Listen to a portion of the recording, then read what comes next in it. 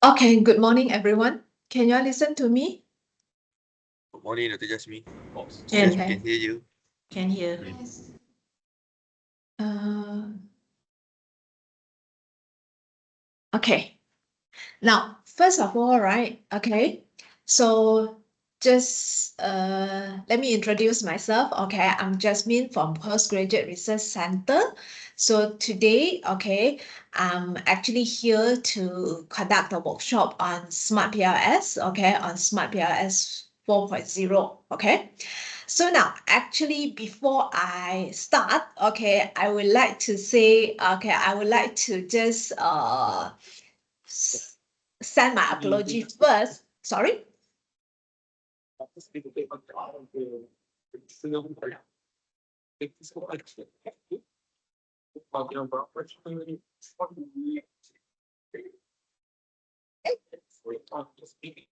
It's okay, Dr. Jasmine. I think he forgot to mute. Okay, all right. Okay. Okay. Okay. Now, so before I actually start, all right, I would like to say something first, all right, so that, all right, I will let you all have some clear idea about this workshop. Okay. So now for this workshop, right, okay, there are two group. Basically, there are two group of the participant. Okay. I understand that some of you are academic staff, and at the same time, also I do have the PhD student who joined this workshop. Okay. So now I do understand that for academic staff, okay, I think some of you actually have the basic, all right, or some of you may even do better than me. You just come in, right, maybe just for the training hour, or maybe just want to get some refreshing idea on this, okay. So in this case, right, okay, because I have one group of the PhD student where, right, most of them, they actually do not have the basic on Smart PLS. So in that case, right, for this workshop, I actually have a group of the participant whereby you all have diverse need, okay, diverse expectation also, okay. Now, so in this case, right, I will try to go to the level so that, right, those PhD students that actually can at least grasp the concept on this Smart PLS. Okay. Now, just to let you all know that, right, initially when I first actually attend the workshop on Smart PLS, right, okay, it took me about 2 days, all right, just to learn all those basic concepts. The basic Smart PLS workshop is actually require 2 days, okay, 2 full days, 8 hours, 8 hours. So I need 16 hours, okay. However, in this case, right, for today, I only been given 4 hours, okay. So I will try my best, okay. I will try my best to complete, okay, or to actually to go through some of those important concepts, okay. And another thing also, I do understand that because, right, uh, most of the colleague at here, okay, you are actually using the office notebook, whereby you are not, how to say, I'm not saying that you are not allowed to download the software, okay, just that the process is rather tedious. You have to go to ISD to get the free version to be installed to your notebook, right? So I think most of you, right, you don't come with a software that is installed in your notebook. So later on, when we go to hands-on, you may not have the opportunity to actually to explore and that, okay. So in that case, right, okay, in that case, okay, that's why the session is actually being recorded. So maybe, right, later on you can watch the recorded video, okay. And then the, right, I also, right, at the end of the session, I will actually recommend some of those YouTube video for you to go through, all right, in case, right, some of those topics I'm actually not able to cover. At least these two YouTube channel, right, is the channel that is recognized by official website, the Smart PLS official website. So you have no worry, right? If you want to watch the video, say at least they don't give you ajaran sesat, okay? So that is some of those things I can do within that 4 hours, okay? So I want to apologize first if, right, whatever that I deliver today may not meet your expectation, okay? So now I don't want to waste further time, okay. I will just start, okay. So for this one, right, like I say, right, before you actually go into Smart PLS, all right, there are some of those concepts that you need to get it clear first, okay. Otherwise, right, especially for student, okay, especially for PhD student, when you go for your proposal defense or where you go for your viva, right? Some of the examiner, right, may try to test you. We do understand that some of the students, you outsource your data analysis to the third party. All right. Now, even though you want to outsource, you have that amount of money you want to outsource, but you need to make sure that you understand some of those concepts that is related to this one. Otherwise, you won't be able to answer. So eventually, at the end of the day, you carry that doctor title, but you are unable to deliver. All right. It's actually, I don't think that is actually good for yourself also. Okay. So like I say, right, okay, I will go through some of those concepts, okay, and least, right, when people ask you, right, you are able to actually at least give some idea what are those analysis you are working on, okay? So now, first thing, we'll actually go into what exactly mean by SEM. Okay, in student proposal, okay, and then the student work, right? Okay, I always see that the students say that when they go for data analysis, okay, they always say that, okay, the data analysis approach they are going to use is SEM. Okay, structural equation modeling, but they don't really understand what exactly is SEM. Okay, now I do went through that stage, all right? Okay, I did actually go through the stage whereby during my PhD time, okay, go to chapter number 3, okay? During that time also, I don't really know how to do the methodology. So a lot of those senior will always tell us that all you need to do just go to get a senior copy of their thesis and then you just modify a bit and put into your thesis or your proposal. Now, in that case, right, you don't really understand, right, okay, what exactly mean by all this analytical approach. So at the end of the day, right, it may not work when you really go for implementation, okay? So that's why I look at some of the student proposal when they talk about structural equation modeling. But when they discuss on all those data analysis inside there, they say that they use SEM, but inside there, they actually put down Spearman, Pearson correlation, all these things. I was wondering why this thing is actually included. In actual fact, you are going for a second generation analytical approach. Okay, so that's why sometimes, right, you can obviously see that the student, they don't understand. They just purely copy from the senior thesis and then put the whole chunk there without really understand. So that's why before we go into SmartPLS, I would like to go through some of those basic concepts. That's why I said that some of those academic stuff, I do understand that you already have all this basic information. So that's why I said that please bear with me. We have another group of the participants. They are actually the student. Okay. So now, what exactly, right? How actually we come to SEM? At least the evolution, you have to get some idea how it actually come to SEM, okay, structural equation modeling. So initially, right, okay, we actually only have, all right, the correlation and regression. So these are the basic statistic, all right, the basic statistic approach, all right. So still, I have the student, right, they come to me, say that, all right, what is correlation? What is the regression? They just simply put in their data analysis section without even know what actually is a correlation, okay? So a correlation, right, basically is a statistical technique, okay, for you to actually identify the strength and also the direction of the relationship, okay? So whether, right, okay, is a positive relationship or is a negative relationship, and we want to see the strength of the relationship, okay, whether it's a strong relationship, whether it's a weak relationship. So it's actually using a R value, so the closer to 1 and then the closer to -1 indicate that is a strong relationship. The closer to 0, all right, that indicate a weak relationship, okay? So these are some of those basic concepts whereby when I see PhD students, still some of them, right, they don't really understand on this, okay?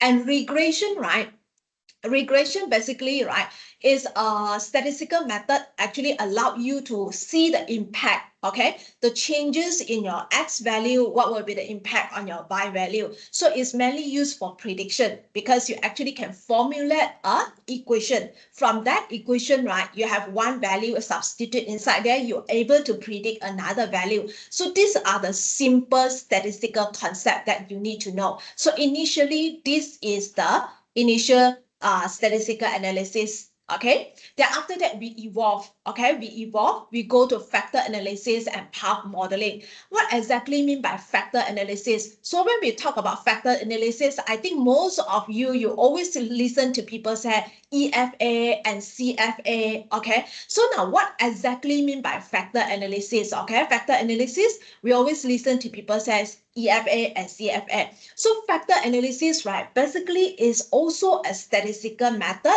okay, for you to actually to identify, right, the grouping of all those observed variable. How do you group them together in order to form the latent variable? So maybe I will just show one of the example. It will be easier. Let you all take a look, okay? So something like this.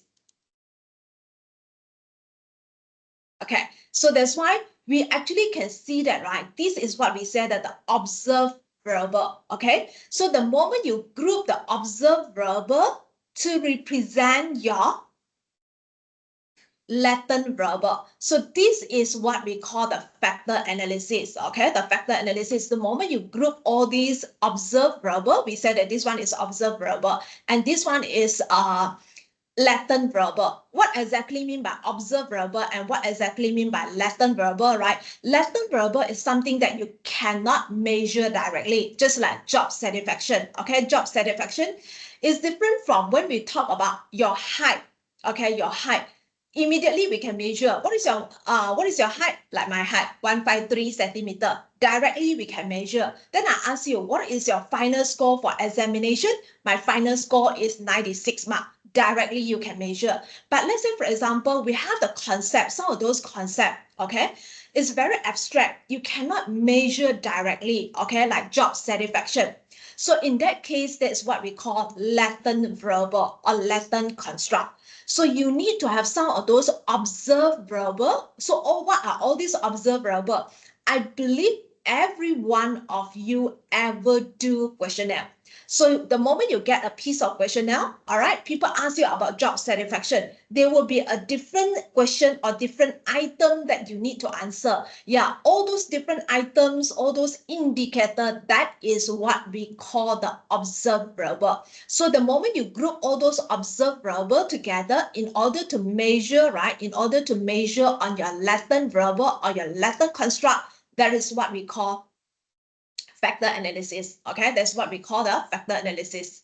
Okay, so like I said, factor analysis, right, we always can see CFA and EFA. Okay, now like I say, right, students tend to confuse, okay? In their proposal, I can see that some of them, they say that they want to do EFA and CFA, okay? Now, under what circumstances, right? Under what circumstances, okay, you need to do EFA? Under what circumstances you need to do CFA, okay? EFA, exploratory factor analysis, you need to do if the factor structure is not clear. So most of the time you need to do factor analysis, EFA, in the event for scale development, new scale development. Okay, so if let's say, for example, today you think that the scale for job satisfaction is not good enough, you want to come up with your own, okay? So that the time, okay, you need to do an EFA, whereby the factor structure is not clear, okay? Or some of you, you may think that this variable, there is a new dimension that need to be added into this construct, this variable. So in that case, you need to do an EFA, where your factor structure is not clear, okay? Whereas for CFA, right, CFA, confirmatory factor analysis, you already have a very clear factor structure, okay? So in this case, the scale, right, has been well established in the past, okay? Somebody already developed this scale, okay? So you adopt it or you adapt a little bit, okay? So that is a time you need to do a confirmatory factor analysis, okay? So that is the difference, okay? That is the difference. So you need to be very clear in your proposal, write down, right, whether you do a CFA or whether you do an EFA, okay? Now, the next one is the path modeling. Now, path modeling, right, this one is basically, again, a statistical technique for you to actually, okay, find out the relationship, find out all those relationship that is hypothesized in your model. So let's say, for example, right, your model is a simple model whereby you have your IV and your DV, okay? So this is a simple model, all right, whereby they have the direct path between your IV and DV, okay? Or maybe you can have an indirect path also, okay? From your IV go to mediator and your mediator go to your DV, okay? So this is a mediation path model, all right? A mediation model. So this thing, right, that actually developed at the, during this time, 1950, okay? And after that, they evolve, okay, become structural equation modeling. So the moment you combine the factor analysis and then the regression analysis, that is the time you come up with the SEM, structural equation modeling. So now what exactly mean by structural equation modeling? Okay, so structural equation modeling, right, basically the keyword is that, right, you actually can simultaneously, okay, to assess on the relationship by combining the factor analysis and also the multiple regression analysis. So your factor analysis, this is done during the measurement model. This is done during the structural model, okay? So later on, as we move on, we will go into detail on all this, okay? Now, why SEM? For those PhD students, right, okay, the moment under your data analysis section, you write down you want to go for SEM, a structural equation modeling as your analytical approach, then you must provide justification, okay, why you want to go for SEM. Okay, why you want to go for SEM? Of course, the first reason is that it can handle the latent construct. Now, remember just now I already mentioned what is the meaning for latent construct. Latent construct are those variables you cannot measure directly. Okay, you cannot measure directly. Like just now I say that job satisfaction cannot be measured directly, which is different from the score, final exam score that you can measure directly. So in that case, right, you need to use the SEM. All right. Now, another one is a simultaneous analysis whereby, right, you can actually do your measurement model and also your structural model. Okay, you actually can assess all these relationship in a single model. Okay, and the error estimation. So the error estimation, right? Okay, this is the part whereby because we have the measurement model. So the measurement model allows us to assess on the reliability and validity. Okay. So this is the reason why you want to go for SEM. Now, when you want to provide justification, okay, make sure that you include proper citation.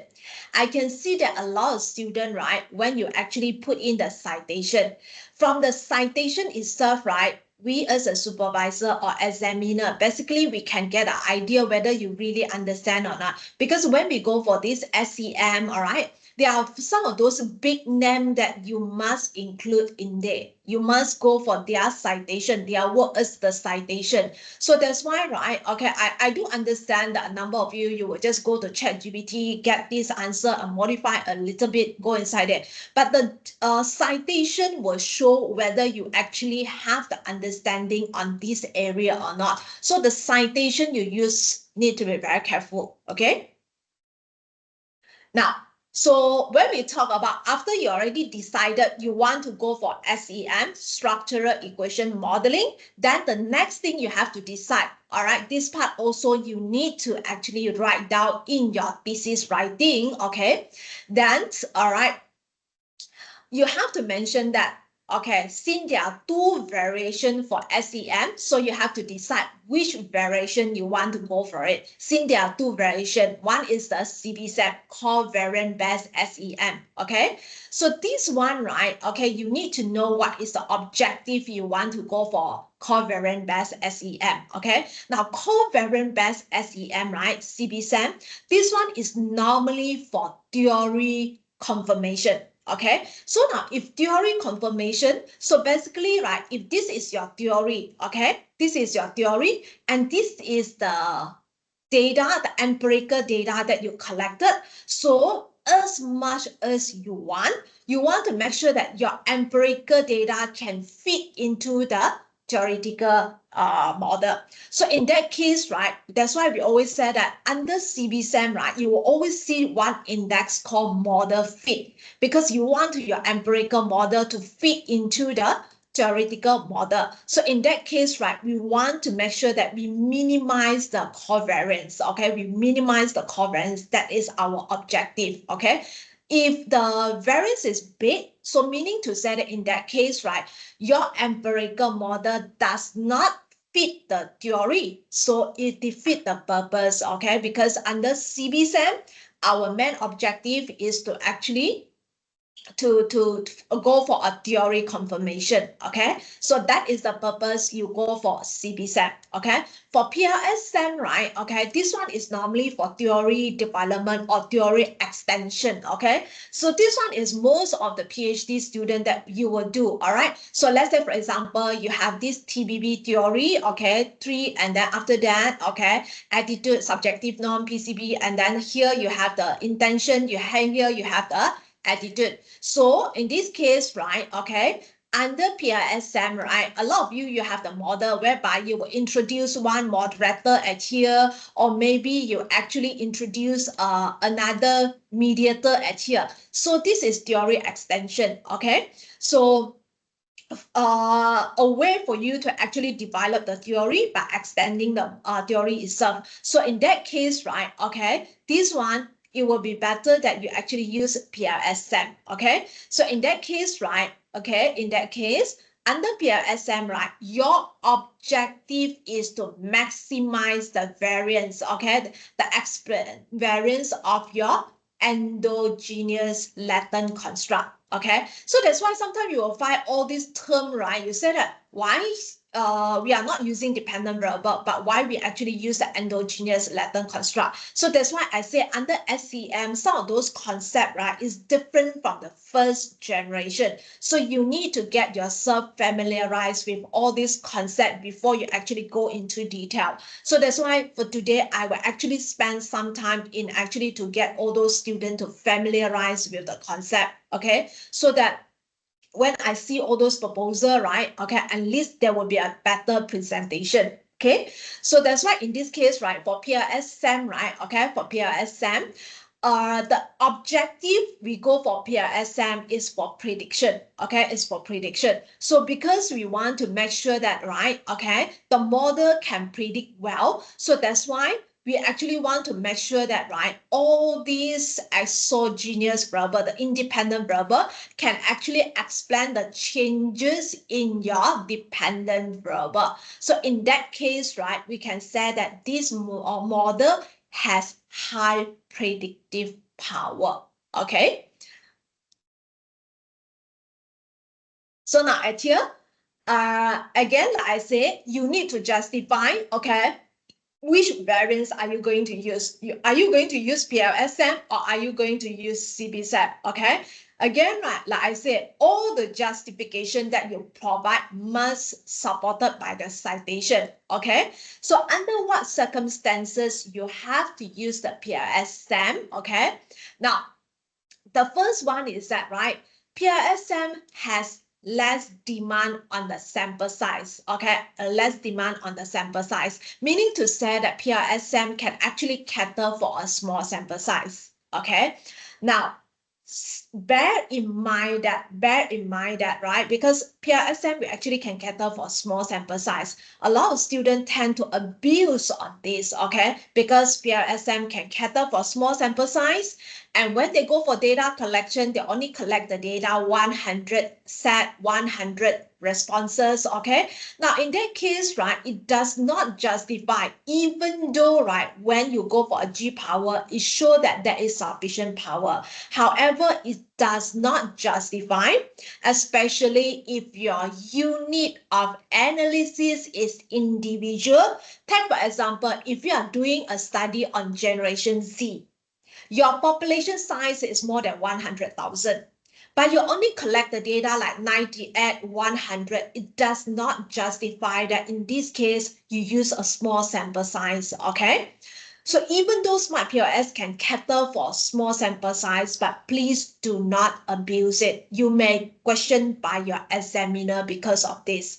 Okay, now small sample size, under what circumstances, right? Small sample size should come in.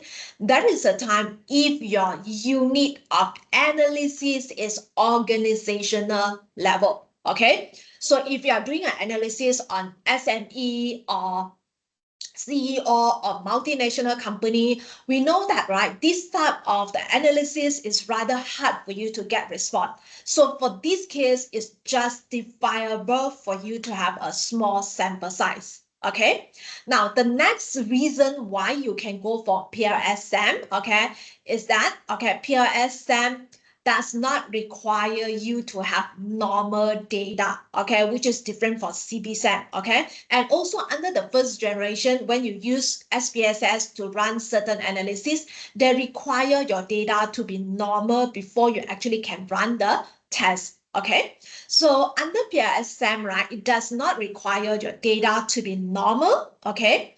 So in that case, right, you can actually, when your data is not normal, you can go for PLS-SAM. However, I want to emphasize one thing.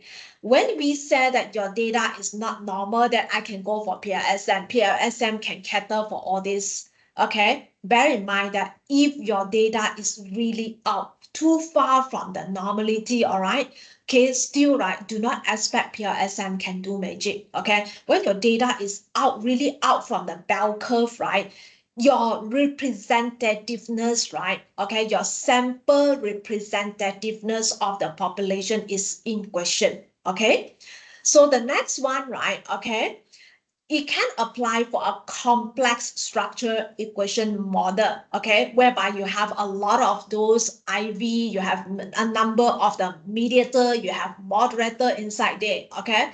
Now, bear in mind that I have a student, right, that come and tell me that, right, they actually have 3 IV and then they have 1 mediator, okay, 1 mediator, and then, okay, and they have 1 at here, the DV. And all these variable are unidimensional variable. There is no dimension, okay, it's unidimensional variable. And then under their significance of study, they claim that, right, this is their novelty because, right, they have actually have a complex model, okay, and they are using a PLS-SAM to solve this model. So that is the novelty. Please don't do it. All right, please don't write something like this. Okay, it doesn't justify that this is a complex model. You don't even have any dimension in there. All right, your model is very straightforward. Okay, now another one is that, right, if your model, right, some of the construct, right, they are actually formative model, okay, formative construct, then in that case, right, you cannot go for CBSAM. Okay, CBSAM can only handle reflective construct. Now, what is the meaning between reflective and formative? Later on, I will go through. Okay, what is the difference between these two? So PLS-SAM can cater for reflective and formative. So for those students, right, especially if your model involves second order construct or higher order construct, whereby within this variable itself, you have a number of dimension inside there, okay, you have a number of dimension inside there, then, all right, you really need to consider whether your second order construct, right, is actually model as reflective, formative or not. In that case, if it is reflective, formative, then you cannot go for CBSAM. Okay, so like I say, right, okay, PLS-SAM is actually good for theory development, okay, rather than theory testing. Theory testing is for CBSAM or theory confirmation. And PLS-SAM is actually good for prediction, okay? It's good for prediction, okay? Now, why we go for CBSAM? Now, honestly speaking, okay, honestly speaking, I'm never I'm never a person who can do CBSAM, all right, okay? I just to be very honest, okay? I ever tried to work on AMOS, which myself I find it very hard for me. But I do understand that some of you, right, you actually have a hands-on on AMOS before, okay? which I'm not, okay? All right. Now, for CBSAM, right? So again, like I say, right, CBSAM is actually good for theory testing and theory confirmation. So if you have the theory, right, the theory look like this, okay?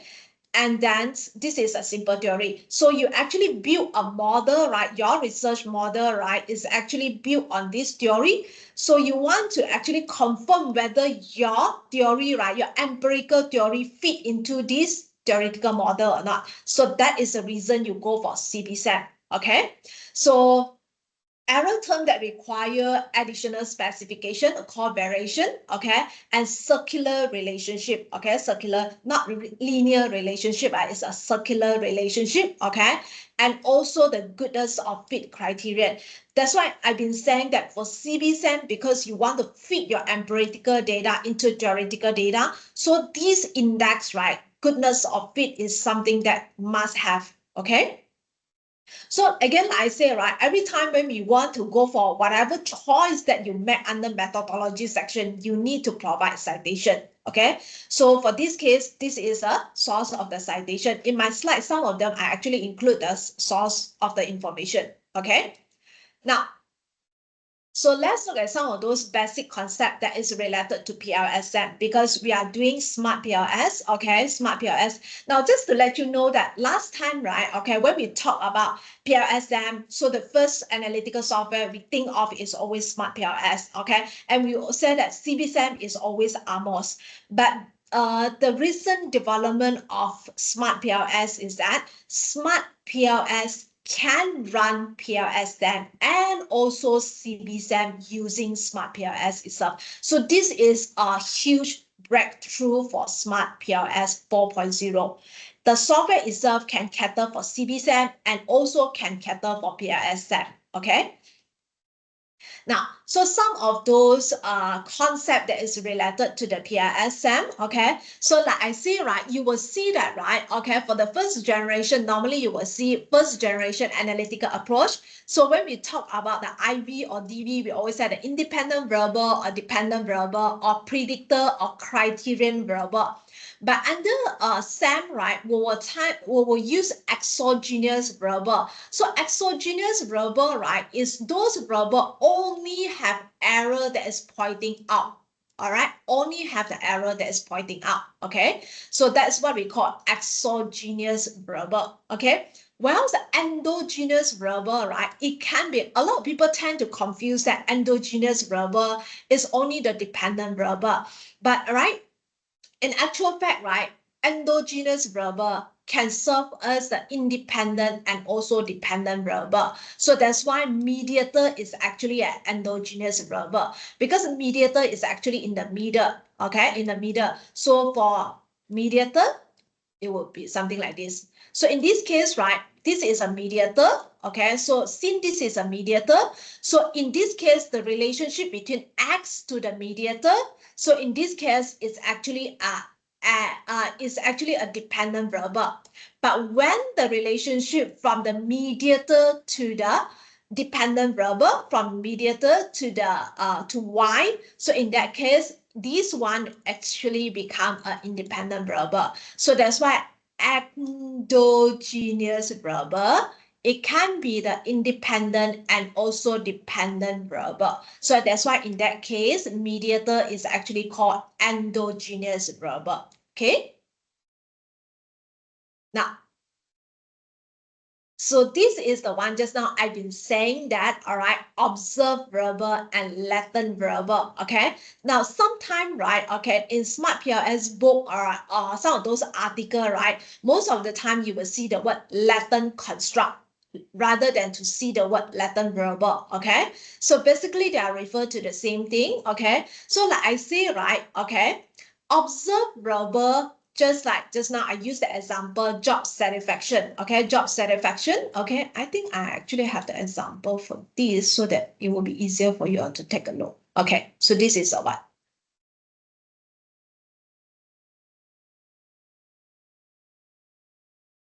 Okay, so now this is the one, okay. So this is a latent variable. Okay, a latent variable. So latent variable in this case, satisfaction cannot be directly measured. So that's why it needs the observed variable to actually to measure on the latent variable. Okay, so all these, right? I appreciate this hotel. I'm looking forward to staying in this hotel. I recommend this hotel to others. This is what we call observed variable. Okay, and since satisfaction, right? Satisfaction cannot be directly measured. It's a abstract concept. So that's why it need observable to actually to represent on the latent construct. Okay, so I hope by showing this example, you all can get a better idea what is the meaning for latent variable and what is the meaning for observed variable. Observed variable are those items or those indicator. So that's why, right, you need to know what is the meaning for item, what is the meaning for indicator. Basically, these are those questions that you get, okay, when you fill in the questionnaire. You have question 1, okay, question 2. So all those are the items and indicator that used to measure the latent variable, okay? So in this case, you have 2 latent variable, that is x and y. So for x, they have 3 observed variable, x1, x2, x3, okay? So these are some of the concept that is related to SmartPLS, okay? Now, so a basic model, right? A basic model, SEM model, okay? You will actually have the latent variable, okay? So from the relationship, right? From the latent variable x to y. So this is exogenous variable to the endogenous variable, okay? So the relationship between exogenous variable and the endogenous variable is represented by the path coefficient. The path coefficient is the standard beta that we used to talk about, okay? Whereas, right, okay, like I said just now, okay, under the measurement model, right, we actually have the reflective measurement model and also formative measurement model, okay? Now, this one, the reflective and formative measurement model, I will go through later on, whereby I will show you the example, okay? Now, so this is the procedure for applying PLS SEM. Okay. Now, I actually have the student, right? Because I asked my student to actually attend SmartPLS workshop before proposal defect, before they even collect the data. So the student come and question me why I need to attend the workshop before, all right, before that.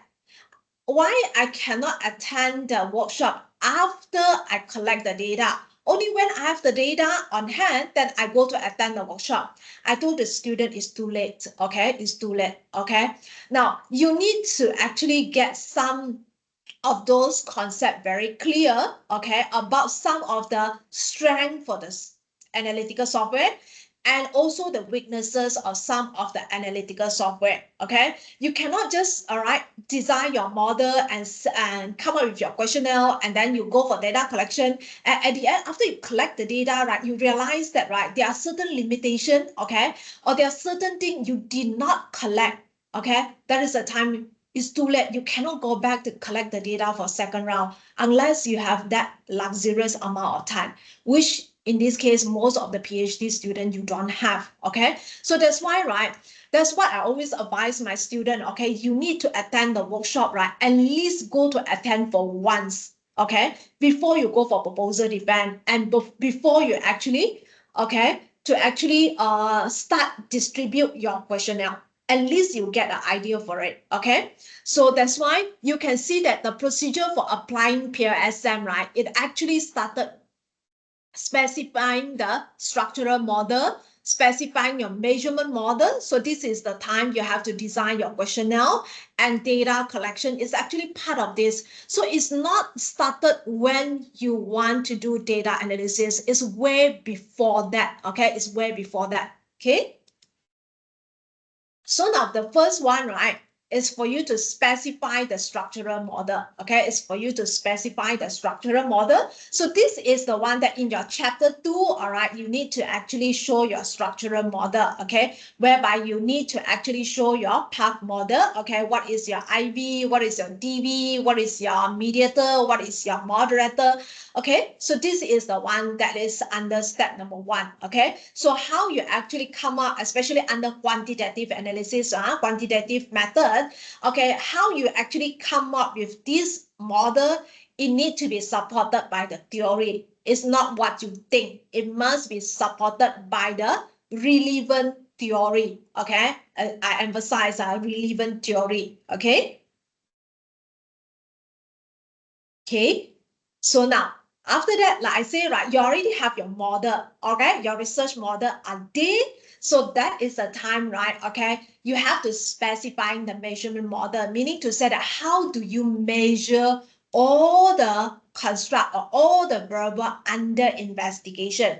So how do you measure? So basically, this is the time that you design your questionnaire, okay, you design your questionnaire. For the first verbal perceived resources, right, what are those items, okay, that you need to use to measure on the latent verbal, okay. So now, my advice is that, okay, when you want to find those items to measure on your latent verbal, right, okay, always go for those established scale, okay, go for those established scale, okay. So take for example, you want to measure on perceived resources, right, go to find the article, okay, look at the scale they are used, okay, to measure on this one, okay. So that one will save you a lot of the time. For PhD student, right, never develop the scale yourself unless you have a lot of time, okay, unless you have a lot of time, okay. So this is the time that you actually specify your measurement model. And another thing, right, actually I see this trend among the PhD student also. We call it cherry picking process. What is the meaning for cherry picking process, right? Let's say, for example, they want to measure on the attitude. What they do is that, right, they go to look for few articles. So the first author, okay, the first author from the first article, right, the first author, they have 3 items, okay? And then they go to the second article, okay, second author, they measure on the attitude. This person have 5 items, okay. And then they go to another article also, they find that, right, there is another author that actually have this scale, okay, that one they actually have, let's say, 6 items. So what is the meaning for cherry picking? Then the students start to pick 1 item from here, 2 items from here, 3 items from here. Now this one, right, honestly speaking, this is a very poor practice. It's a big no-no. Why? Okay, like I say, right, for measurement, right, okay, the scale that you decided you want to measure is not a cherry picking process. It's not a cherry picking process. Why? Because when this author, right, okay, they actually have their operational definition for this attitude. So for his operational definition, so he decided that for this definition, I need to use these 3 items to measure on the attitude. For the second author, he have different definition for this attitude. So that's why for his attitude, based on that definition, he actually need 5 items for that. All right. So that's why if you go to cherry picking, right, do something like this. So eventually when you run your confirmatory factor analysis, all right, you will see your reliability index, all those things, right, is haywire. Okay, you will not be able to actually meet all those threshold value. So that's why a few times already, my MBA student actually show me their questionnaire and come back and tell me, Miss, why all this is actually not meeting the threshold value. Then I come back to look at their questionnaire. Yeah, indeed, they actually do something like this. Okay, so like I say, this is a very poor practice. Okay. Okay. So like I say, for measurement model, right, how do you want to measure your your latent verbal, all those verbal that is under investigation, right? So basically, right, measurement model is for you to measure the relationship between your indicator and also your construct. So this is indicator, we call observed verbal, and this is your construct. Okay, this is your construct. Okay, so like I say, measurement model, we have two types. One is a reflective measurement model, one is formative measurement model. Okay, so let's look at the first one, reflective measurement model. So the indicator or the observed verbal is used to represent the latent verbal. Okay, and all these, they are highly correlated and interchangeable. So when I say highly correlated, so you look at them, they look alike, they sound alike.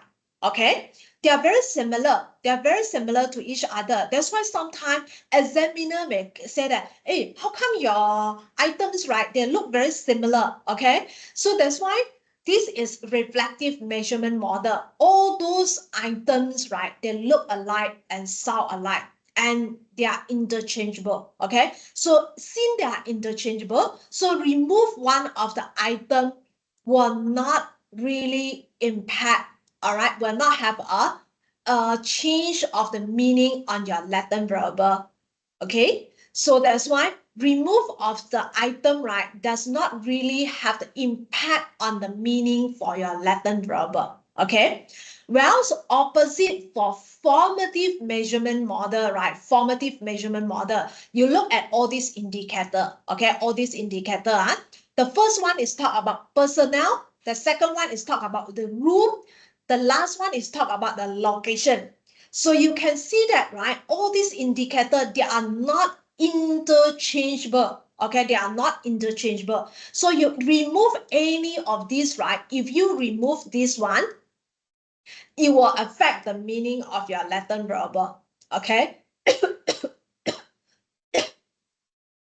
Okay, so the indicator, right, it can be positively related to your latent construct, negatively, or even have not correlated. So that's why, like I said, because they are not interchangeable, so remove of any of these indicator will change the meaning of your latent verbal. Okay, so be careful with that. Okay, be careful with that. Okay, now under what circumstances you need to use reflective measurement model, under what circumstances you need to use formative measurement model. Okay, so this go back to your construct operationalization. So this is the one I've been telling my student. Chapter 1, there is one heading that is very important, is what we call definition or terms, or sometimes we call it operationalized definition. Okay, this is the section that is very important. Whatever definition that you choose, it will affect subsequent scale that you choose for measurement. Okay, you choose for measurement. Okay, so that's why at here, right, it depends on how do you conceptualize it. Okay, so let's look at, I'm using the example for switching costs. So I think for those students and also academic staff, you've been doing research a lot. So for one concept, right, if you go to read article, you can see that, right, like for example, job satisfaction, there are so many authors that come up with different definition. So whatever definition that you choose, right, it will subsequently affect, right, what is the scale you can use to measure. These two need to align. Okay, these two need to align. Like for example, right, let's say this is the definition, this is the operationalized definition that you use. Okay, obviously they look alike and sound alike. Okay, but later on, right, if you are using the scale that is not matched with this definition, right, okay, then subsequently, right, the conclusion that you can draw from this set of finding is actually in question. Okay, so again, like I say, right, if your definition that you choose, you say that the switching cost for your study, right, is actually include all these different dimensions. But in your measurement model, right, in your measurement, all those measurement scale, you did not, all right, measure on all these different things. So your measurement scale that you choose, right, will be in question. So that's why here, fail to clearly define or conceptualize a construct, right? Later on, right, it will be very difficult for you to measure. And if you measure, you model it wrongly, later on the conclusion that you draw from your data will be in question. Okay, so that's why how serious is the definition that you choose, okay, will have the impact on your study. Okay, so again, like I say, right, for measurement model, how do we actually identify in SmartPLS, right? Okay, in SmartPLS, for formative measurement model, right, it will be like this, okay? All your observable is actually pointing to the latent construct. The arrow is going to this direction. Okay, so this one is a formative measurement model. Okay, now the commonly used one is this one, the reflective measurement model, whereby your arrow is actually pointing to the arrow is actually pointing from the latent construct to the indicator, okay, to the indicator. So that's how you actually differentiate between these two, okay? So the relationship between the indicator and the construct under formative measurement is what we call the weight, okay? Whilst opposite for reflective measurement model, right, okay, the relationship, right, that represent the latent construct to the observable, right, is what we call the loading. Okay. Okay. Now, so that's why you can see that just now, right, we go for step 1, step 2, step 3. So you can see that, right, data collection is actually a part, all right, a part of the process for SmartPLS SAM. So data collection and examination, okay? So now some of those key things, but of course this one, right, I won't be able to actually to cover everything, right? Because when we talk about data collection and examination, this is a huge topic. I just want to emphasize some of those key things, right? The examiner may question on you, okay?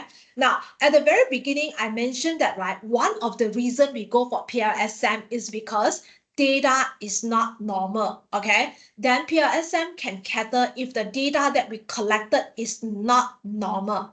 So the examiner would like to challenge, okay, how do you know that your data is not normal? Okay, how do you know that your data is not normal? So most of the time, right, when we want to assess the normality of the data, we actually look into these two index, skewness and kurtosis. Okay, skewness and kurtosis. So plus minus, all right, within plus minus 1, okay, then we said that, all right, and also your kurtosis plus minus 7, then we said that your data is normal. Okay, we said that the data is normal.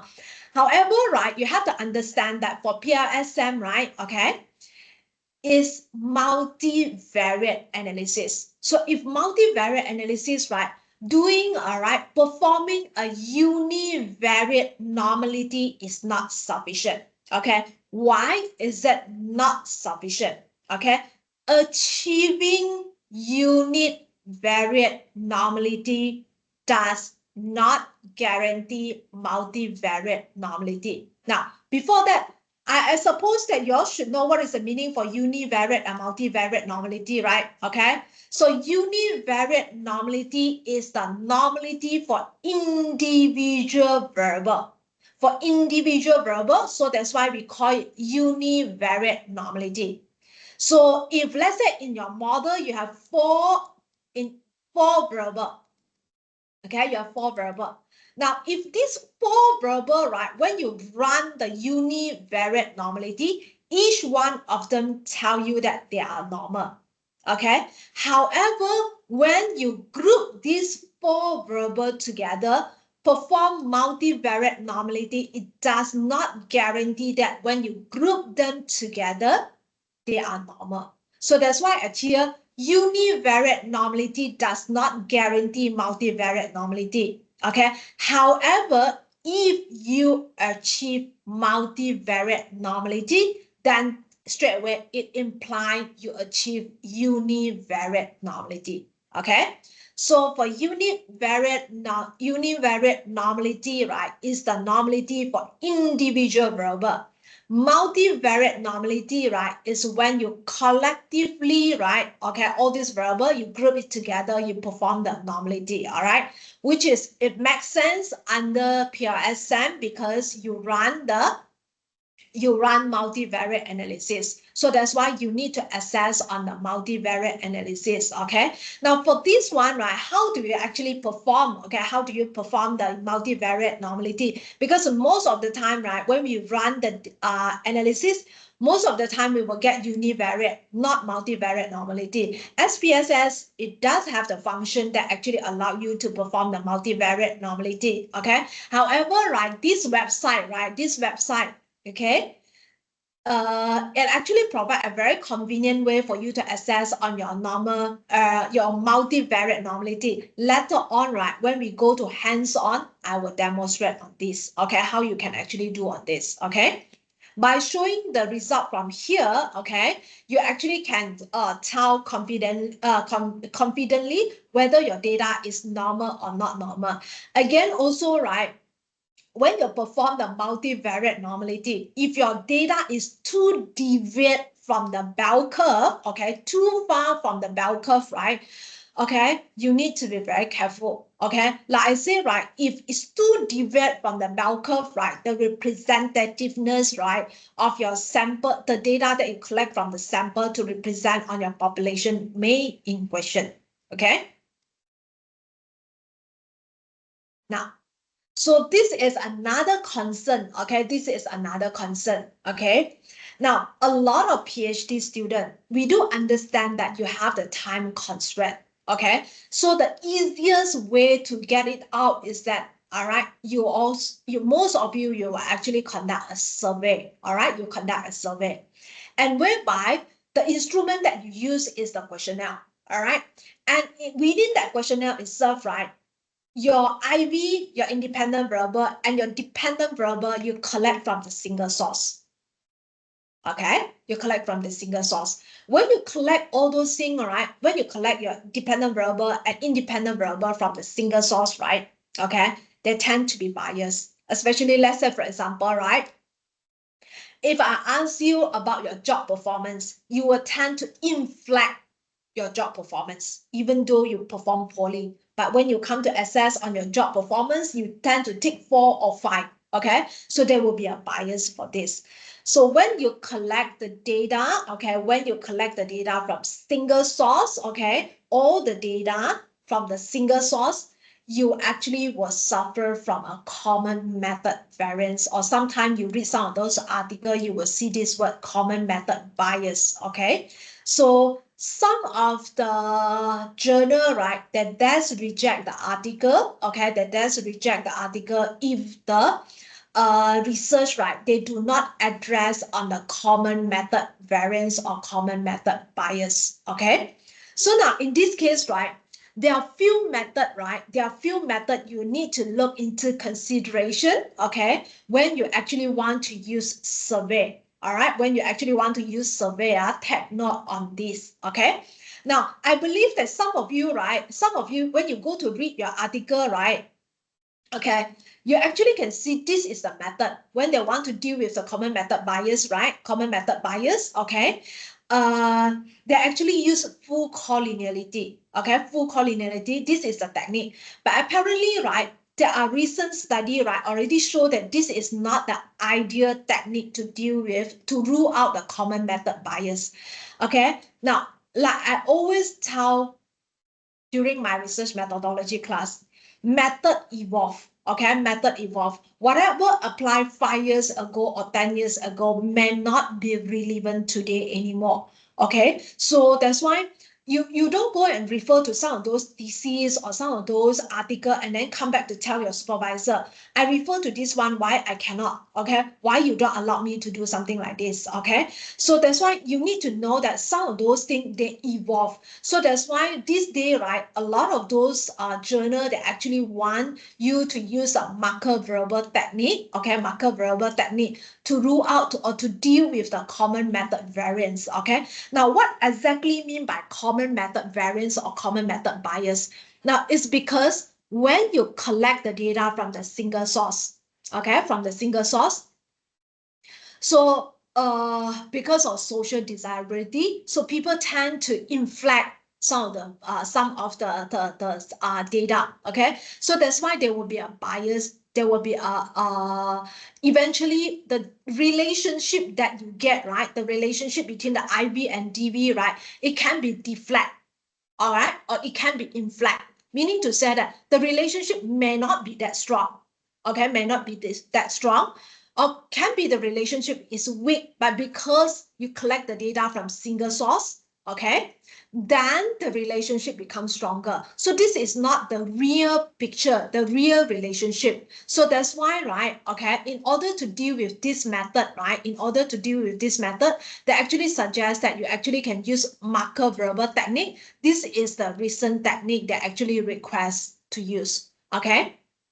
Now, before I go into what is the marker verbal technique, some of you may ask me, right, what is the difference between common method variance and common method bias, okay? Now, the difference is actually lied here. When we actually talk about the common method variance, meaning to say the variance, right, okay? So that's one actually impact on your R-square value. Remember, R-square value is actually for you to assess on the explained variance of the endogenous variable. So variance, right, is actually using the R-square value.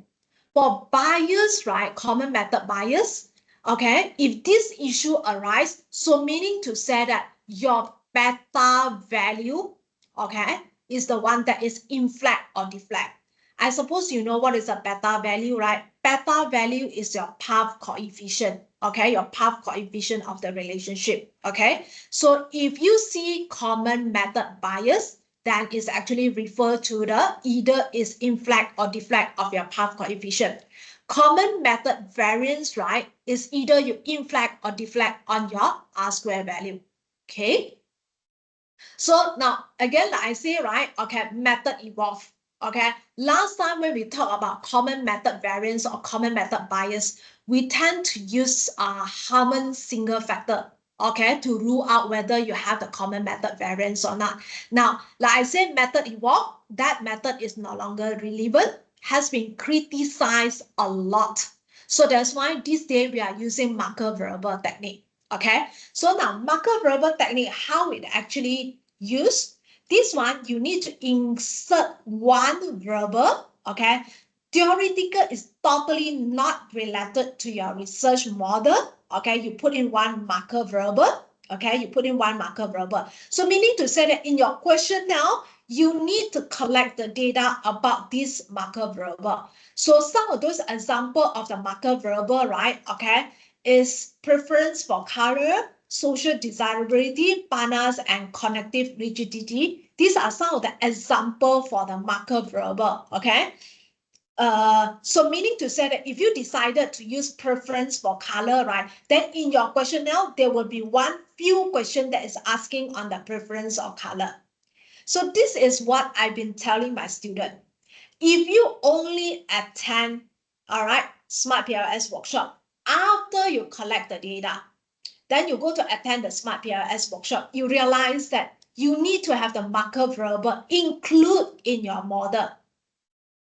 But you already collected the data. You cannot go back to ask your respondent to fill in the marker verbal section. So that's why this is my advice why you need to attend the data analysis workshop at least once before you go for proposal defense, before you go for data collection. At least you know what are the requirements that is needed. Okay, so now how the marker verbal work, you will actually include the marker verbal into the research model, okay? Point to all the endogenous variable. Okay, the marker variable, right? You need to point to all the endogenous variable. Then after that, right, you compare the changes of your R-square value before and after. Okay, before you include the marker variable and after you include the marker variable. Okay, now bear in mind that in your research model chapter 2, the marker variable will not include inside there because it's not part of your research model. Okay, it's not part of your research model. Okay, so like I say, right, in order to rule out, to confirm that, right, okay, your data, right, is not suffer from common method variance, okay, so you need to know what is the R-square value before you insert the marker variable and after you insert the marker variable. So the changes of your R-square value should be less than 0.1. If more than 0.1, right, so meaning to say that, right, your data, your finding may subject to the common method variance. The relationship could be inflected or deflected, may not be the real relationship. Okay, so this is what I'm saying that for common method variance, okay, using the marker variable technique. Okay. Sorry, Dr. Jasmine. Yes. Sorry, disturb for a while. Yeah. You see, you talk about the marker, the particular variable. Yes. Why we need to put inside to compare? I seriously I couldn't get it. Okay. Okay. Sorry, So not it's very okay. clear It's about okay. that. It's okay, Dr. Tan. No worry. No worry on that. Okay. So now, okay, why I say that just now, right? There is a common method variance. It's because we collect the data from the single source.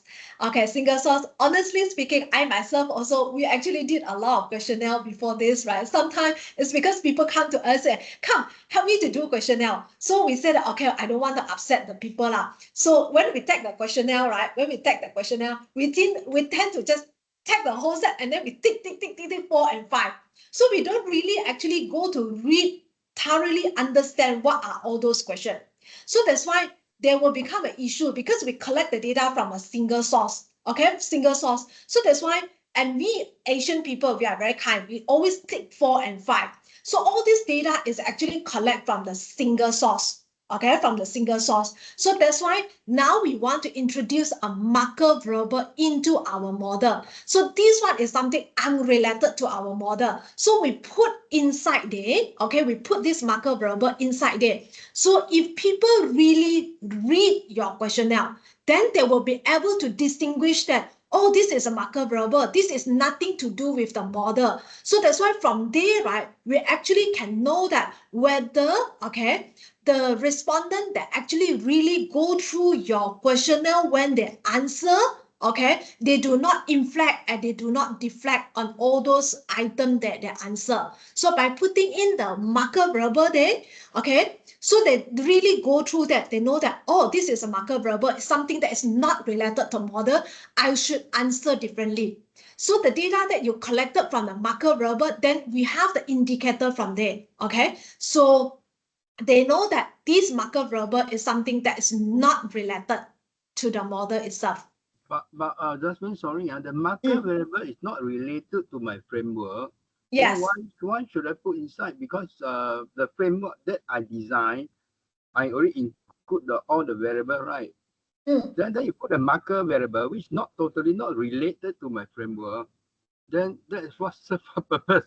Seriously, a bit confused here. Okay. Yes, you indeed. The marker variable must be something that is totally unrelated to your model. Yeah. Then what are the items that I can put example? You say these are the 4 example, ma. Other than this 4 example here, totally not relate to my variable in my framework, right? Yes. Then should I put any kind of so-called marker variable inside instead of this 4, or any marker variable that I feel so appropriate that I put inside? There's one marker variable only, right? So far, right? So far, based on my reading, okay, based on my reading, these are the suggested marker variable. I can read from the article, okay, that has been widely used by those previous researcher.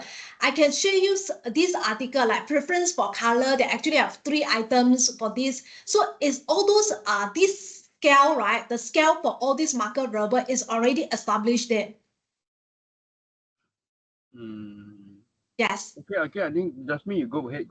You can go ahead. Okay. Go ahead.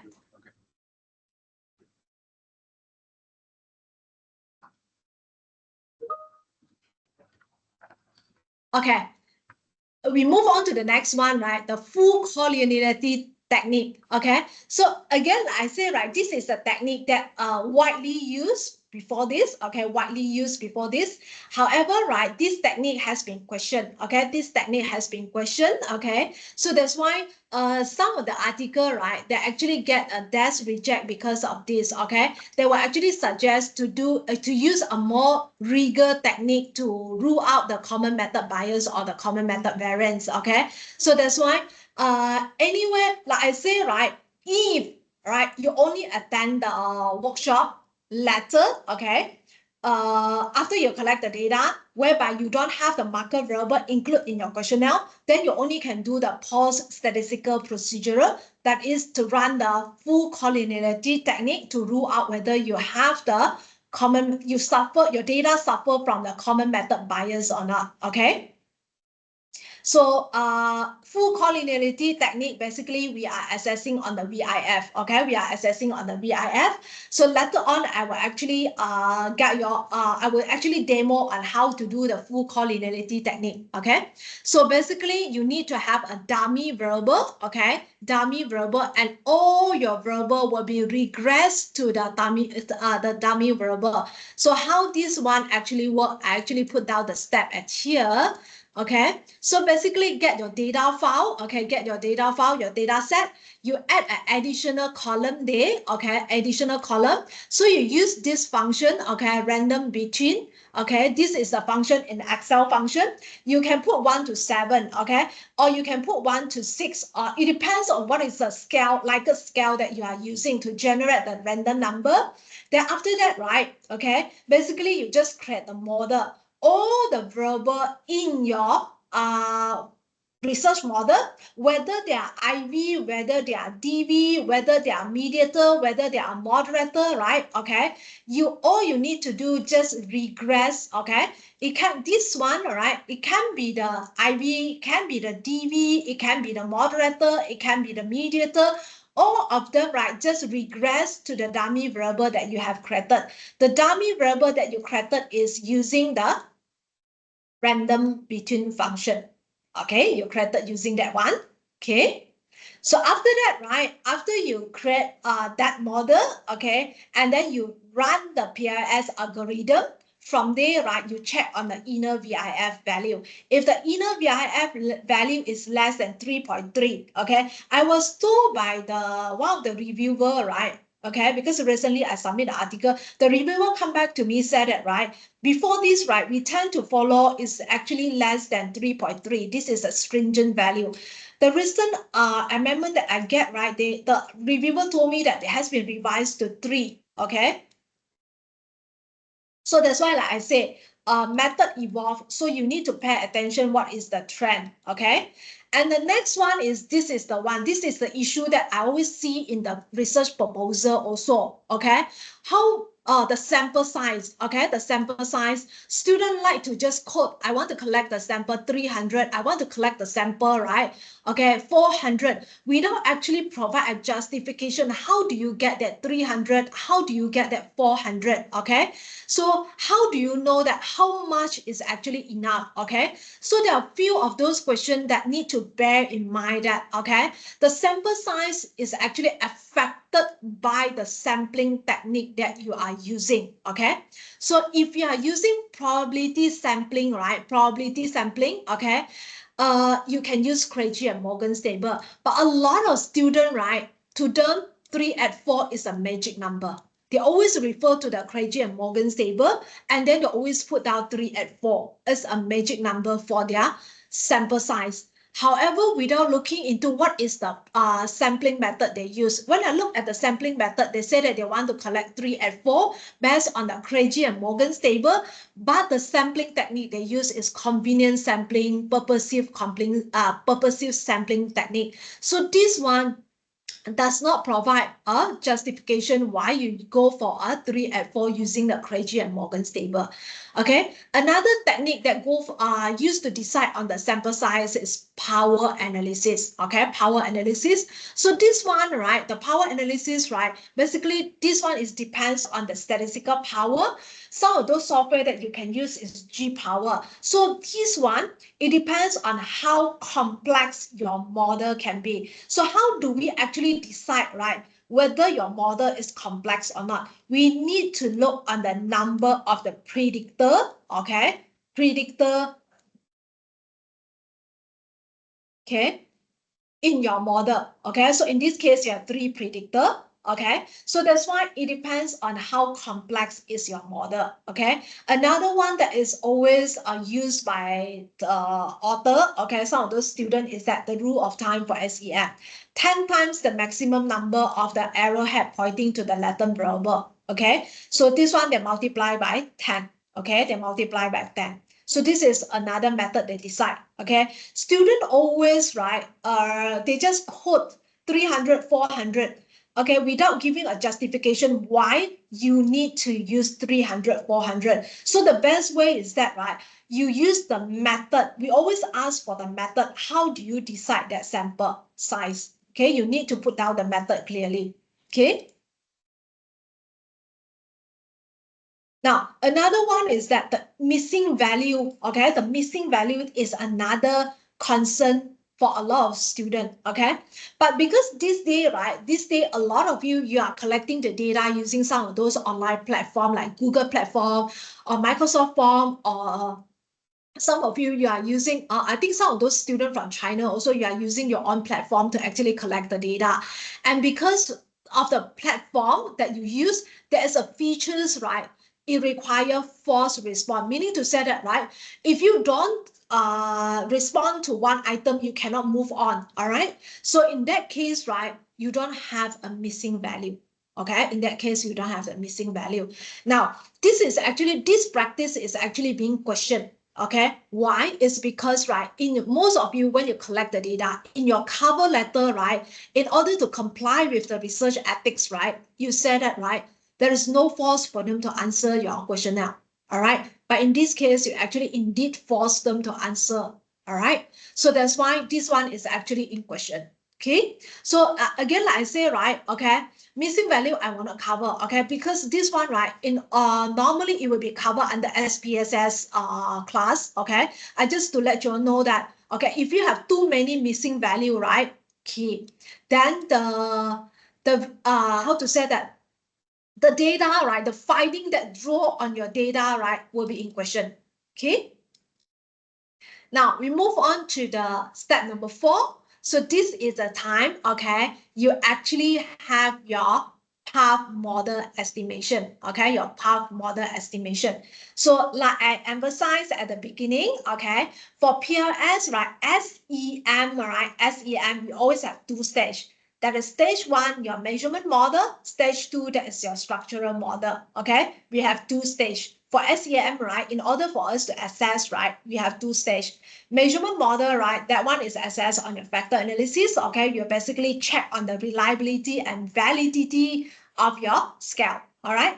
Structural model is for you to do the inferential statistic to confirm on the significance of your hypothesis. Okay.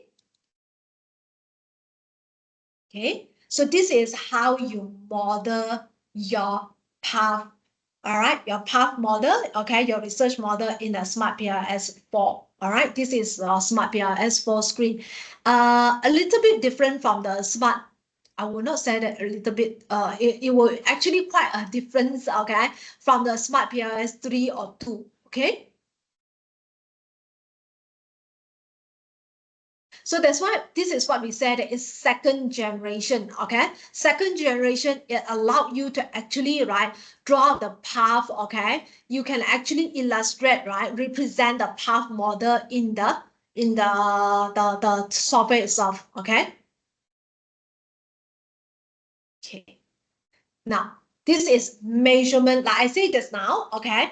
for SEM, we always divide into two. That is measurement model assessment and then also structural model assessment. Okay. So for the measurement model, right? Measurement model, just now I already showed that there is a reflective and also formative measurement model. Okay.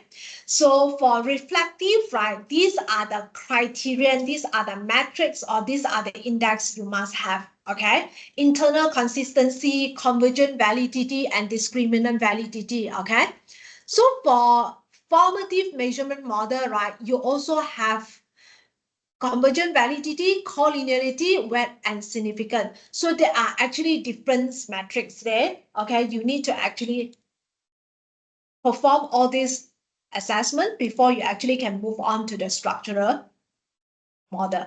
Okay, so now let's look at the reflective measurement model. Okay, so like I said, for reflective measurement model, right, you actually have the internal consistency, you have the convergent validity, you have the discriminant validity. Okay, so all these terms, right, I suppose that you all learned under your research methodology class before. All right.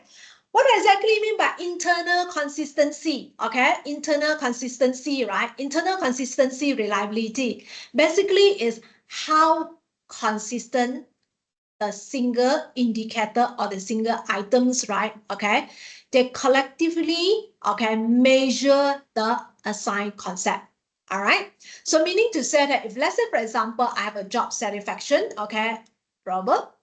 So for this verbal, right, I actually have three items. I actually have three items, JS1, JS2, and JS3. Okay, so I actually have the three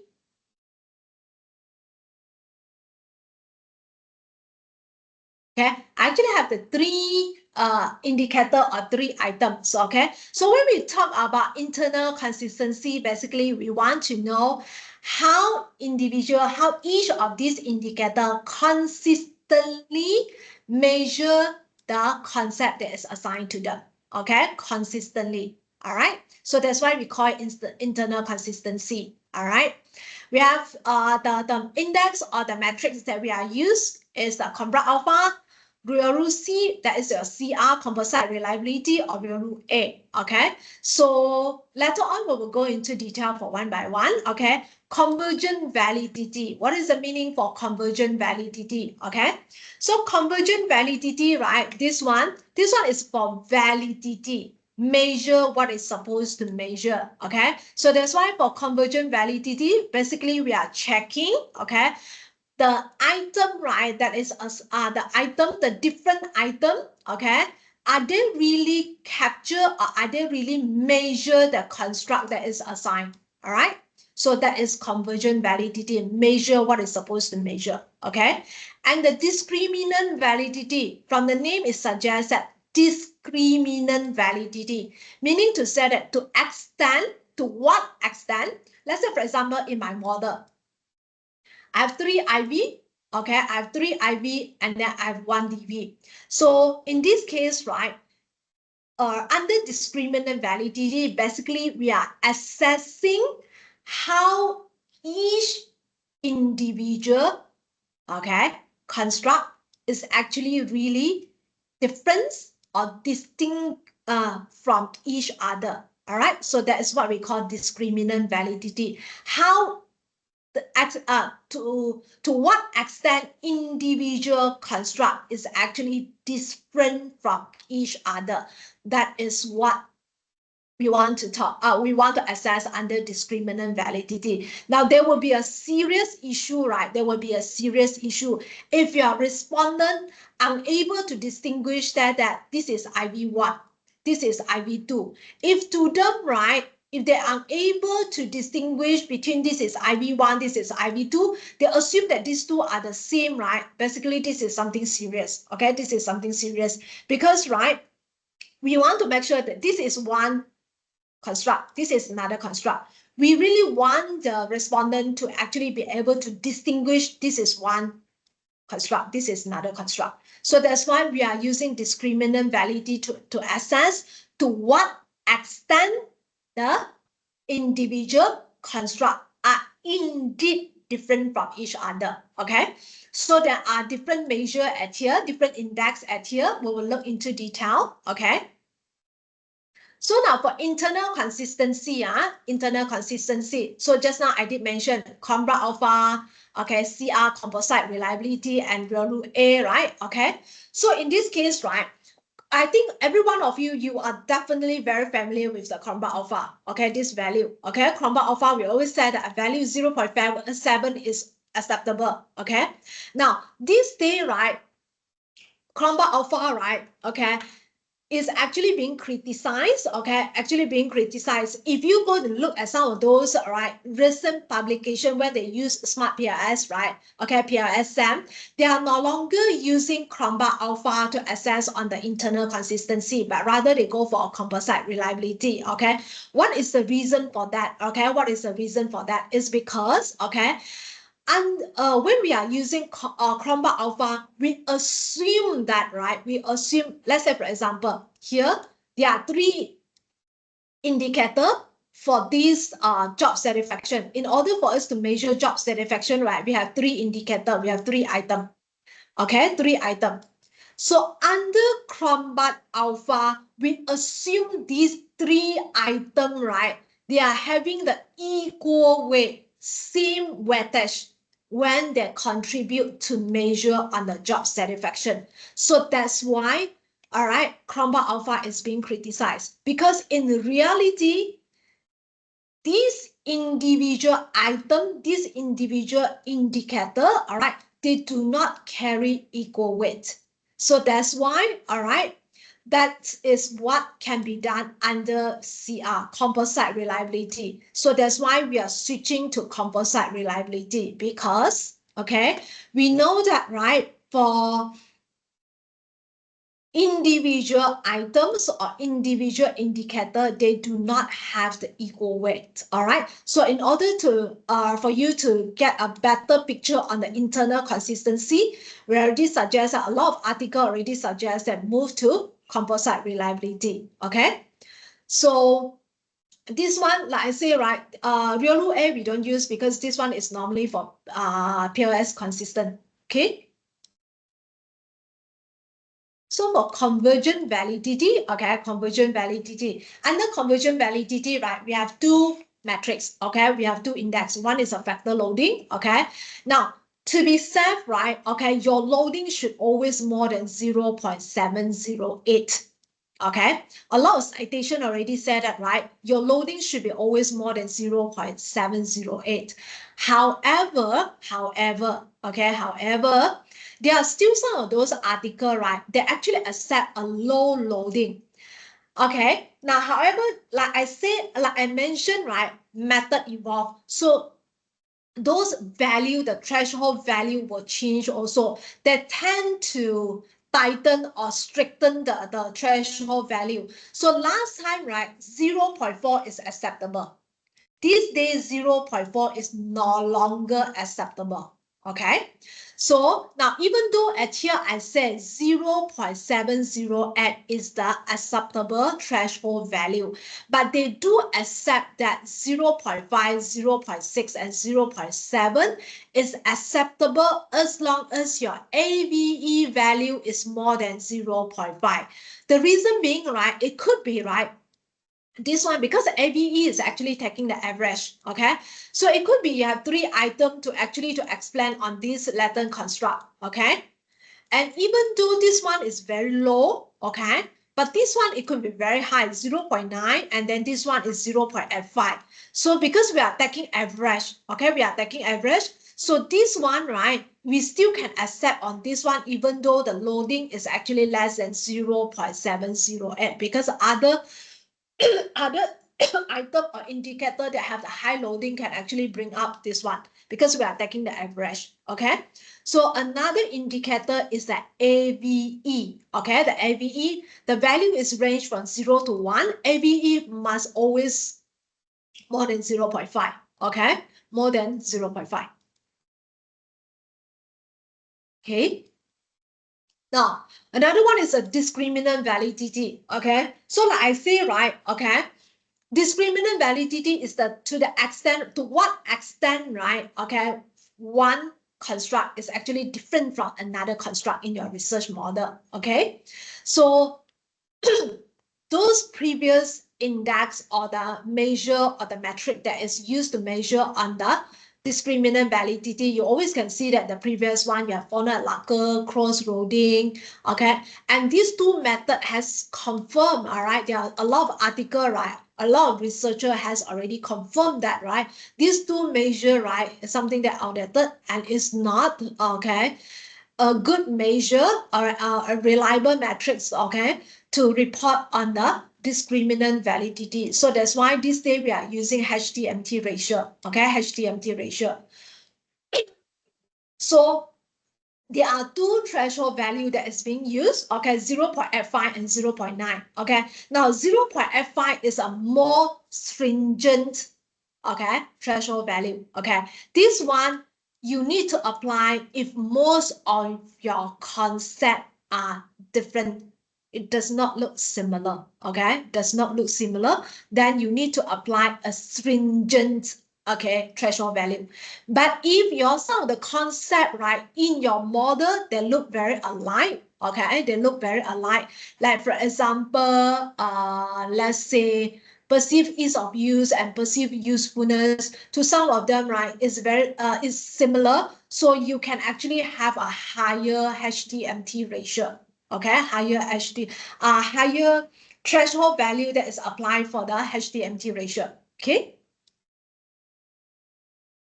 So in conclusion, okay, these are all the threshold value that is applied to the metrics that you use to assess on the reflective measurement model, okay, the reflective measurement model.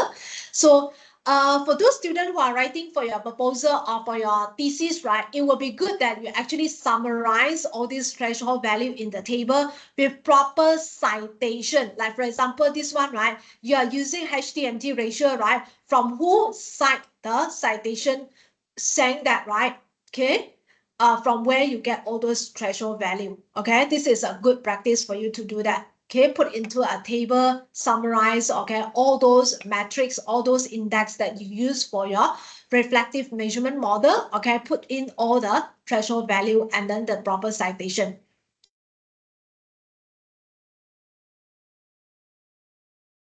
Okay, can I give you how many minutes of break you want before I actually move on to the reflective measurement model? Or any one of you have any question? Dr. Jasmine, Yes. sorry, can I ask a question? Just now regarding the method for sample size, we can use G power, we can use Morgan Crunchy, right? Yes. So which one you think is better? If let's for say, SEM, right? For SEM, structural equation modeling, right? If you go to read most of the book or article that is suggested, right? Okay, by Hay et al, all this, right? Most of them, they actually suggest to use power analysis. oh, that means they did not use the Morgan Crunchy already. Yes, most of them, they don't use. Oh. Yes. Okay. So Okay. use the G power We can Yeah, they G use power G to power. determine Okay. the number of sample size Yes, to determine the number of sample size. But because of Craigie and Morgan's, right? Like I say, most of the case, right? Okay, that number 384, right? Okay, is a rather huge number if some of your study that involve your unit analysis is for organizational. All right, that sample size is rather huge. Exactly. You're right. Yeah, so that's why, right? Yeah, that's why the recent study by all those like Hay et al, all this, right? Their book, also their article, they also suggested to use power analysis. But because power analysis, most of the time, right, they only show the minimum sample size required, which the student, Sorry, Jasmine, to me, I think using G power is also not very good in the sense that normally, if let's say example, you use 4 variable, then they'll say, okay, you need to collect minimum to 128. Then you let's say you use 5 variable, then minimum is something like 138. But to me, I feel for what they call thesis that you collect, let's say because they say minimum so to a student, the maybe say instead of 128 I collect 130. That because the question says it's minimum so I say I try to exceed a bit minimum, so I collect 130. So to me, I think for a thesis assignment, they collect 130 to do a study. Basically, I say totally is not enough for the sample size. Am I right to say that? Yes, that's why just now also I did highlight this issue. I said that a lot of students tend to abuse on this. So that's why, right, we as a supervisor, we as an examiner, we need to look into the population size. If the population size is very huge, right, okay, like for example, I said that Generation Z, but you only collect 138, it does not justify to have, all right, you Correct. just, yeah, so that's why we need to actually bring out this issue to the student as well. So what's the minimum in this case? Let's say we talk about the population. Then what's the minimum for us to determine so-called is more accurate? Is there any way to determine what's instead of 138 or 128? So what is the minimum number that we should suggest to the student? Normally, right? Normally, because I read some the Hair et al. Book, right? Normally they'll say that the decent one will be 200. Okay. Minimum should be 200. Oh, we don't say minimum. We don't say minimum because we are using power analysis. Oh, okay, How, okay. yeah, power analysis is able to come up a minimum value that is far less than that. Okay. So I think so that's why we don't use the word minimum. They say that 200 is able to run a decent analysis. Okay, okay. Yeah. Understand. Clear. Okay. Thank you. Okay. Thank All you. right. Thank you. Okay. Anyone of you, any other question? Before I give 5 minutes break?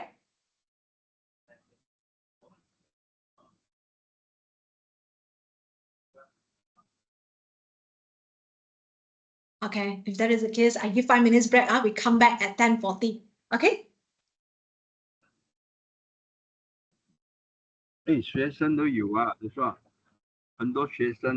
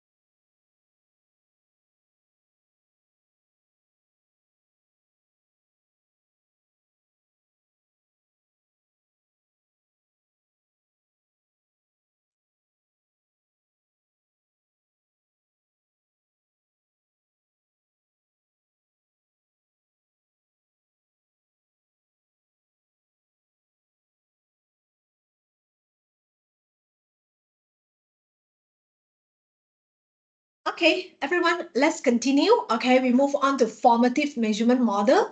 Okay, so like I said just now, for formative measurement model, right? Okay, all your items, okay, all your indicator, okay, they don't look alike, they don't sound alike. All right, so in that case, that's what we call formative measurement model. So how do you decide whether it's reflective or formative measurement model? Again, I emphasize it depends on the operational definition that you use. Okay, so now for formative measurement model, right, there will be a different indexes, okay, that you need to know to assess on the measurement model. That is the redundancy analysis. You need to conduct a redundancy analysis for convergent validity, collinearity, okay, using VIF to decide whether there is a collinearity or not. And then after that is your weight and significant, okay? So now, let's go for the first one. Convergent validity under formative measurement model, okay? This is another issue, right? Whereby if you go for the data analysis workshop after you collect the data, right? After you collect the data, okay?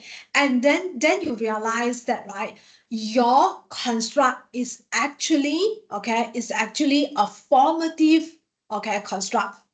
Then it will be too late, okay? Why? The reason being is that, and if your construct is actually a formative construct, right, you need to actually collect an additional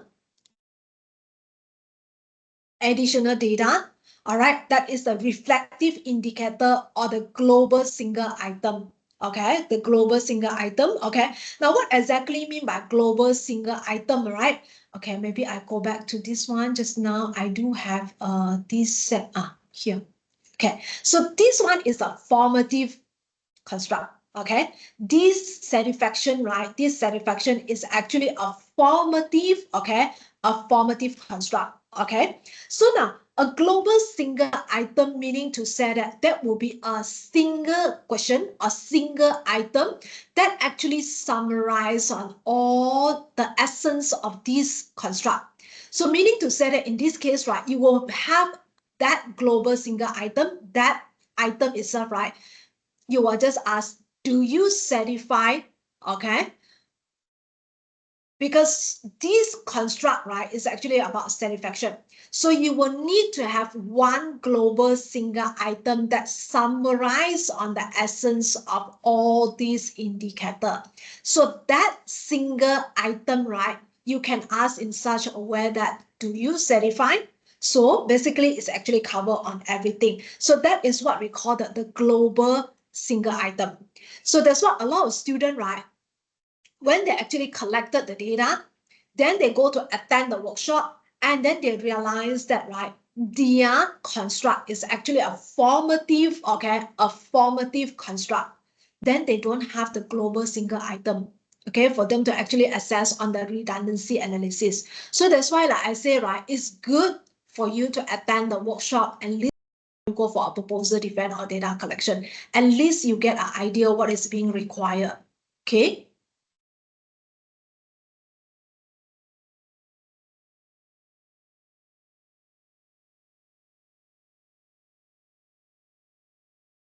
Okay, so this is what I'm trying to say that, okay, reflective indicator or the global single item, okay, the reflective indicator, right, the reflective indicator, you can just use any of those established scale, all right, okay, the global single item normally is a single question that summarizes the essence of your formative construct, okay, so this is actually suggested by Susted, okay? So there is a sort of practice that is needed in order for you to assess on the convergent validity for the formative construct, okay? So that's why in order to confirm, right, in order to confirm the convergent validity for the formative measurement model, then you basically need to test the path coefficient between your formative construct and either the reflective indicator or the global single item that you put at here.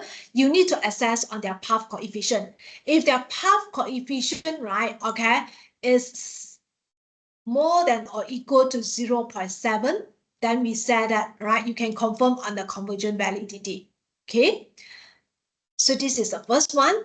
Then the next one is the collinearity. Okay. Now, what exactly mean by collinearity? Collinearity is something that very serious. Okay. When we want to run the data analysis. Okay. Collinearity. Okay. When we actually want to do our data analysis, or when we want to do a confirm on our significance of the hypothesis, right? Okay. Let's say, for example, this is our simple model. Okay. This is our simple model. Okay, these three is actually regress towards our dependent variable. These three independent variable regress towards our independent variable. So basically, we want to know that, right, how this independent variable actually have an impact on the independent variable. So meaning to say that the purpose you introduce this IV is actually to check it should only influence on the dependent variable. It should not influence on other independent variable. Okay, it should not do that.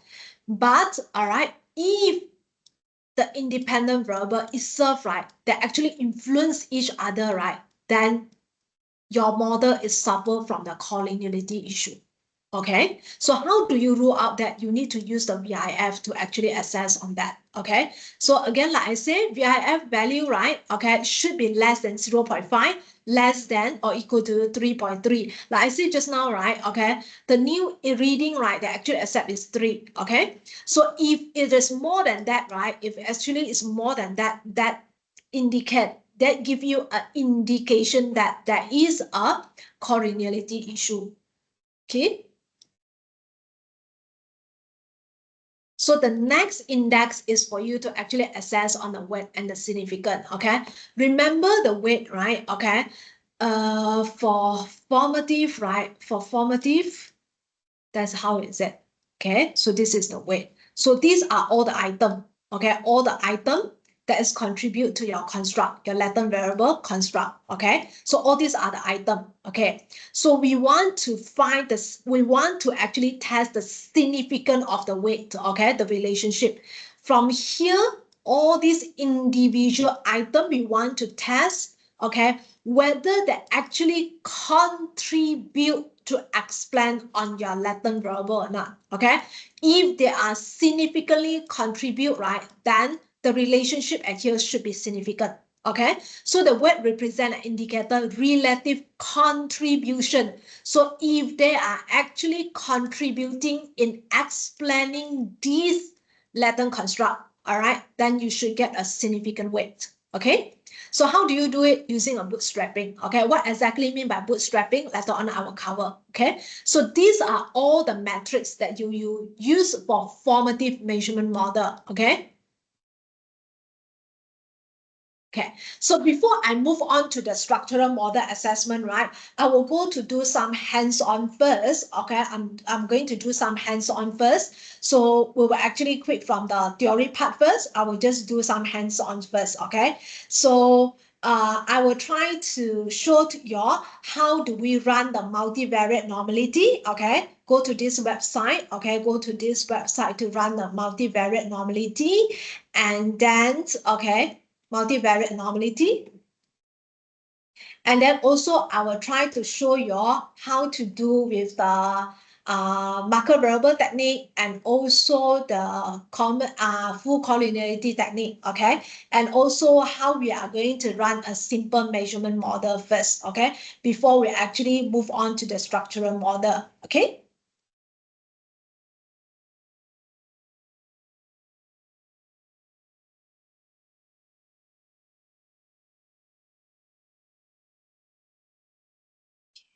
In 1 minute.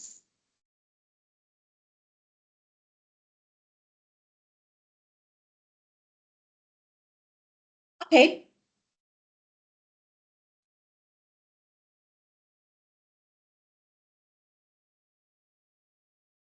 So let's say this is your data file. Okay, let's say this is your data file.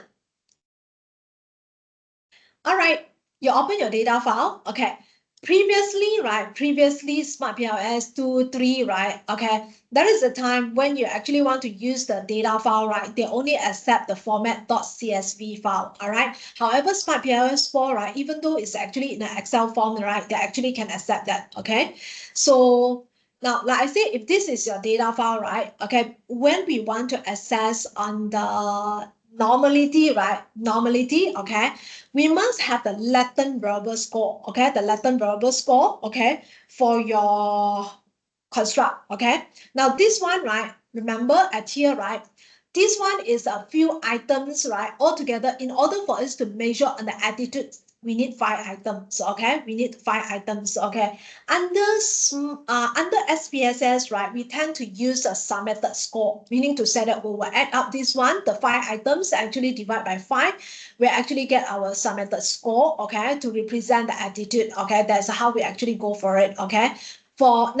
For SmartPLS, right, we actually can generate the we said that latent score, okay, in order for us to do subsequent analysis, okay? So in order for us to assess on the multivariate normality, right, multivariate normality, we need to have the latent score, okay? We need to have the latent score, okay? So how do we actually generate the latent variable score, right? We need to use a SmartPLS software in order for us to generate the latent variable score. The latent variable score will be something look like this, okay?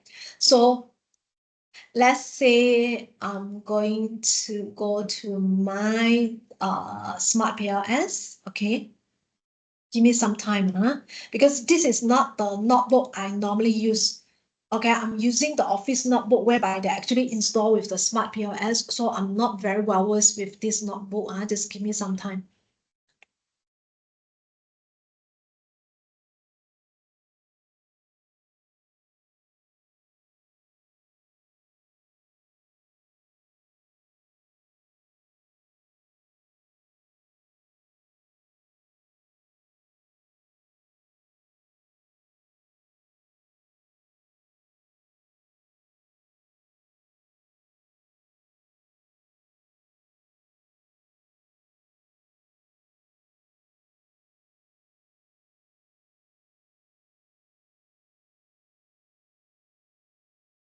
Okay, can you all see the screen of the SmartPLS or not? Can you all see the screen of the SmartPLS? Okay, so now this is the screen for the SmartPLS 4.0, okay, 4.0. Okay, so because this one we actually already have some project at here, okay, I already have some project at here. So this is the interface, okay, this is the interface of the SmartPLS, okay. Now how y'all can get the SmartPLS license, right? How y'all can get, for those students, right? Okay, you actually can register for a free trial, okay, license, okay, that is lasting for 30 days, okay, lasting for 30 days. Even some the academic staff, as long as that email, right, you never used to register any free trial version before, and also they recognize the device also. If that device, right, even though you are using different notebook, they actually can detect it. All right, if you use it before, they don't allow you to install another free trial version, you have to buy, okay. There are some authorized agent, right, in Malaysia that actually allow you to buy at a cheaper rate, okay. My personal advice is that don't buy from Shopee, okay? The reason being is that, right, Shopee, the one very cheap, okay? Indeed, it's very cheap, okay? Honestly speaking, right, why I don't advise you all to buy from Shopee, because I myself personally I bought before, okay, and I actually, if you don't know how to set up, right, you don't know how to set up, so all this Shopee seller, right, they actually need to access to your PC remotely to get you set up. But my case, I don't ask them, like I set up myself. But then, right, there will be issue later on, right, when you are not allowed to update, because that is a cracked version, so you are not allowed to update any new version.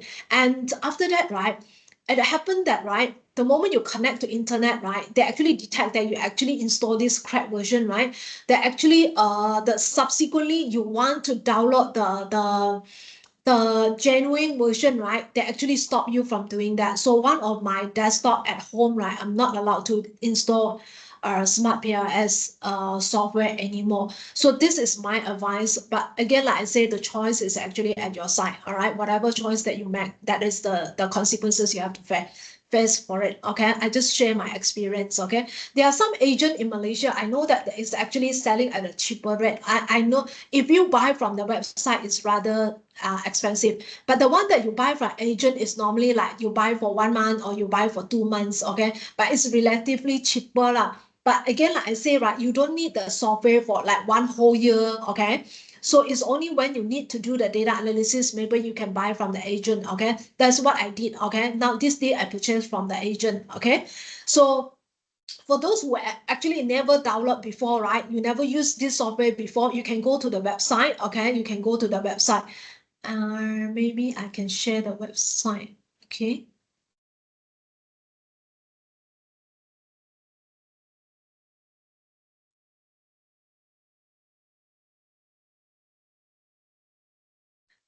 Actually, it's good that you all go to the website, the SmartPLS website. I'm not sure how many of you ever go there. Okay, it's very informative. Okay, it's very informative.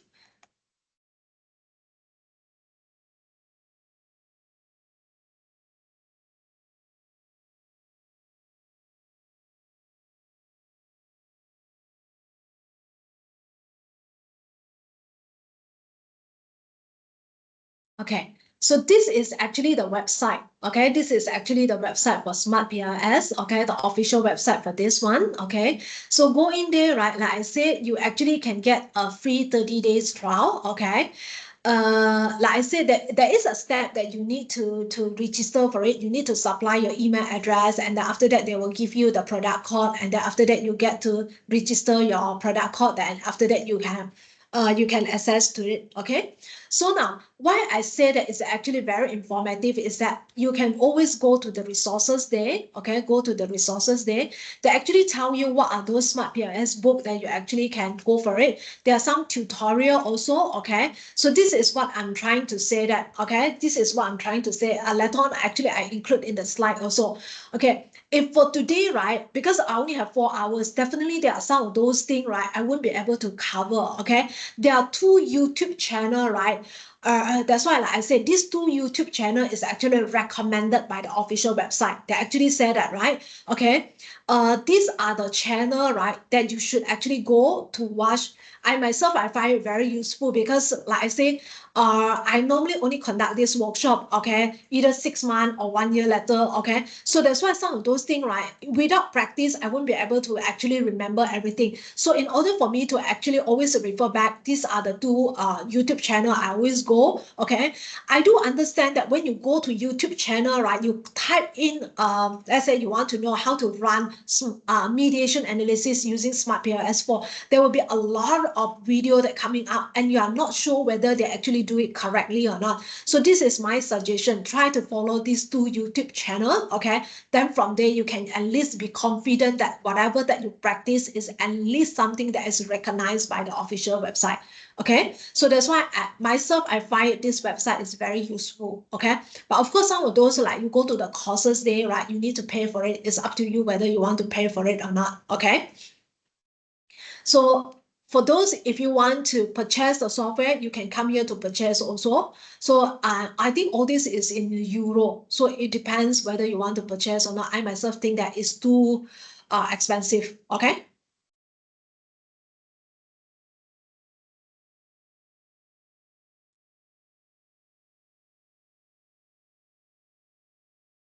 All right.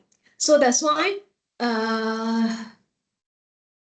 for those, right, if whether you are actually getting a free license or whether you actually bought they will always give you the license key. So in order for you to activate, right, you just go to SmartPLS, switch license there, okay, then they will actually ask you to key in the license key, okay, they ask you to key in the license key for those expired or whatever, okay. Now, so basically, right, I would just say that this is a second generation analytical software. Okay, so it's actually very user friendly. Okay, very user friendly. That's why to the extent, right, the student can just come in here, draw, click, click, click, and then get the result without really understand what it is actually they are doing. They are working on it. Okay, so now the first thing, right, what you need to do is that you always need to create a new project first. Okay, so click on this, a new project, and then key in what is the project title. So let's say, for example, You just key in what is the project that you want to create. Okay, so after you click on, you create the new project. Okay, so at the side here, right, you should be able to see that, right, this is the project that you have created. Okay, this is the project that you have created. So the first thing you have to make sure that you import the data file. Okay, you import the data file. Okay, so from here you need to import whatever data file. You have to remember where you save your data file. I have the student last time I conduct the workshop, they asked me where is the data file. You need to know where is your data file. It's not by asking me. Okay, so let's say, for example, this is the data file I'm going to use. Okay, then click import. All right, so this is the data file. Okay, this is the data file that actually import for you. Okay, so click on back.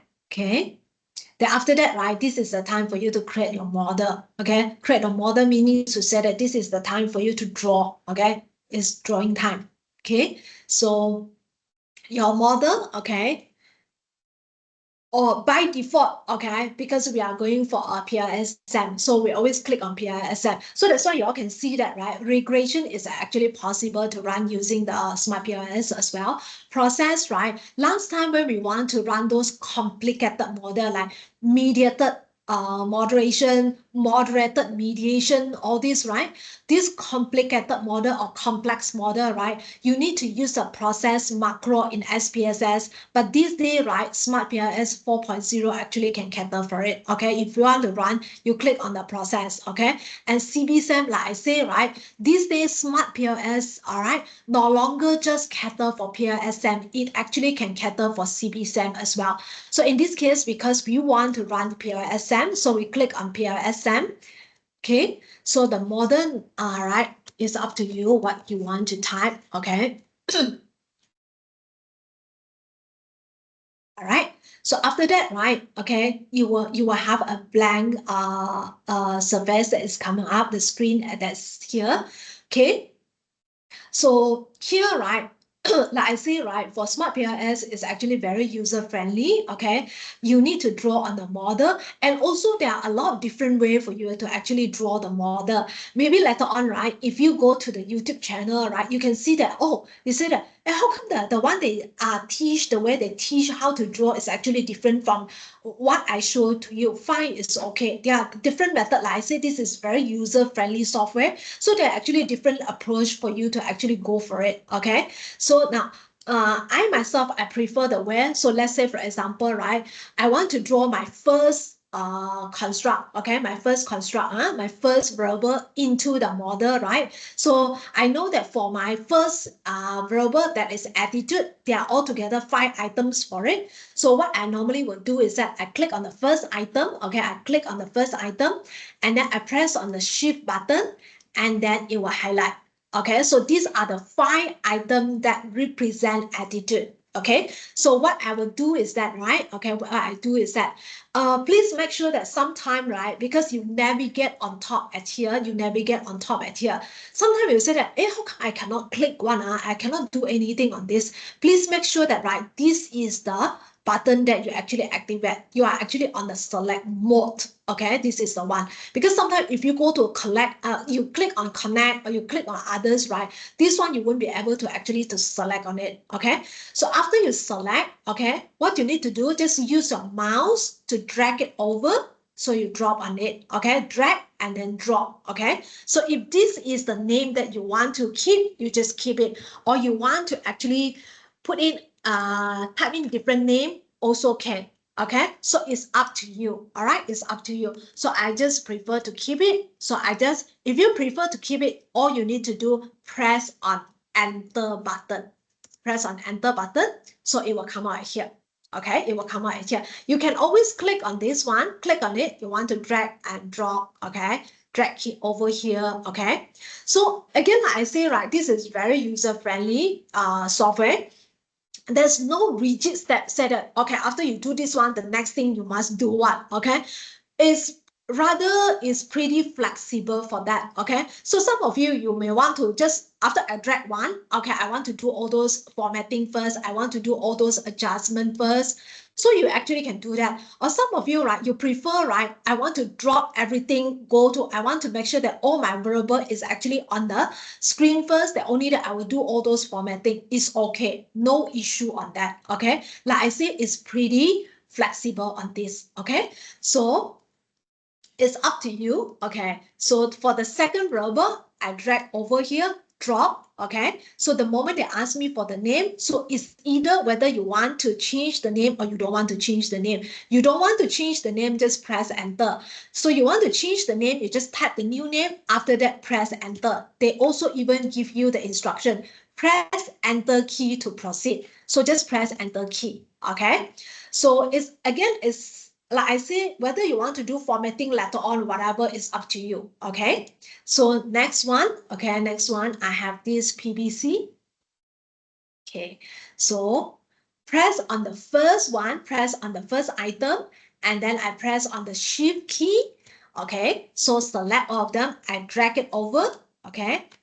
And then press enter. So, and then after that, I have this one, okay? And then my last rubber.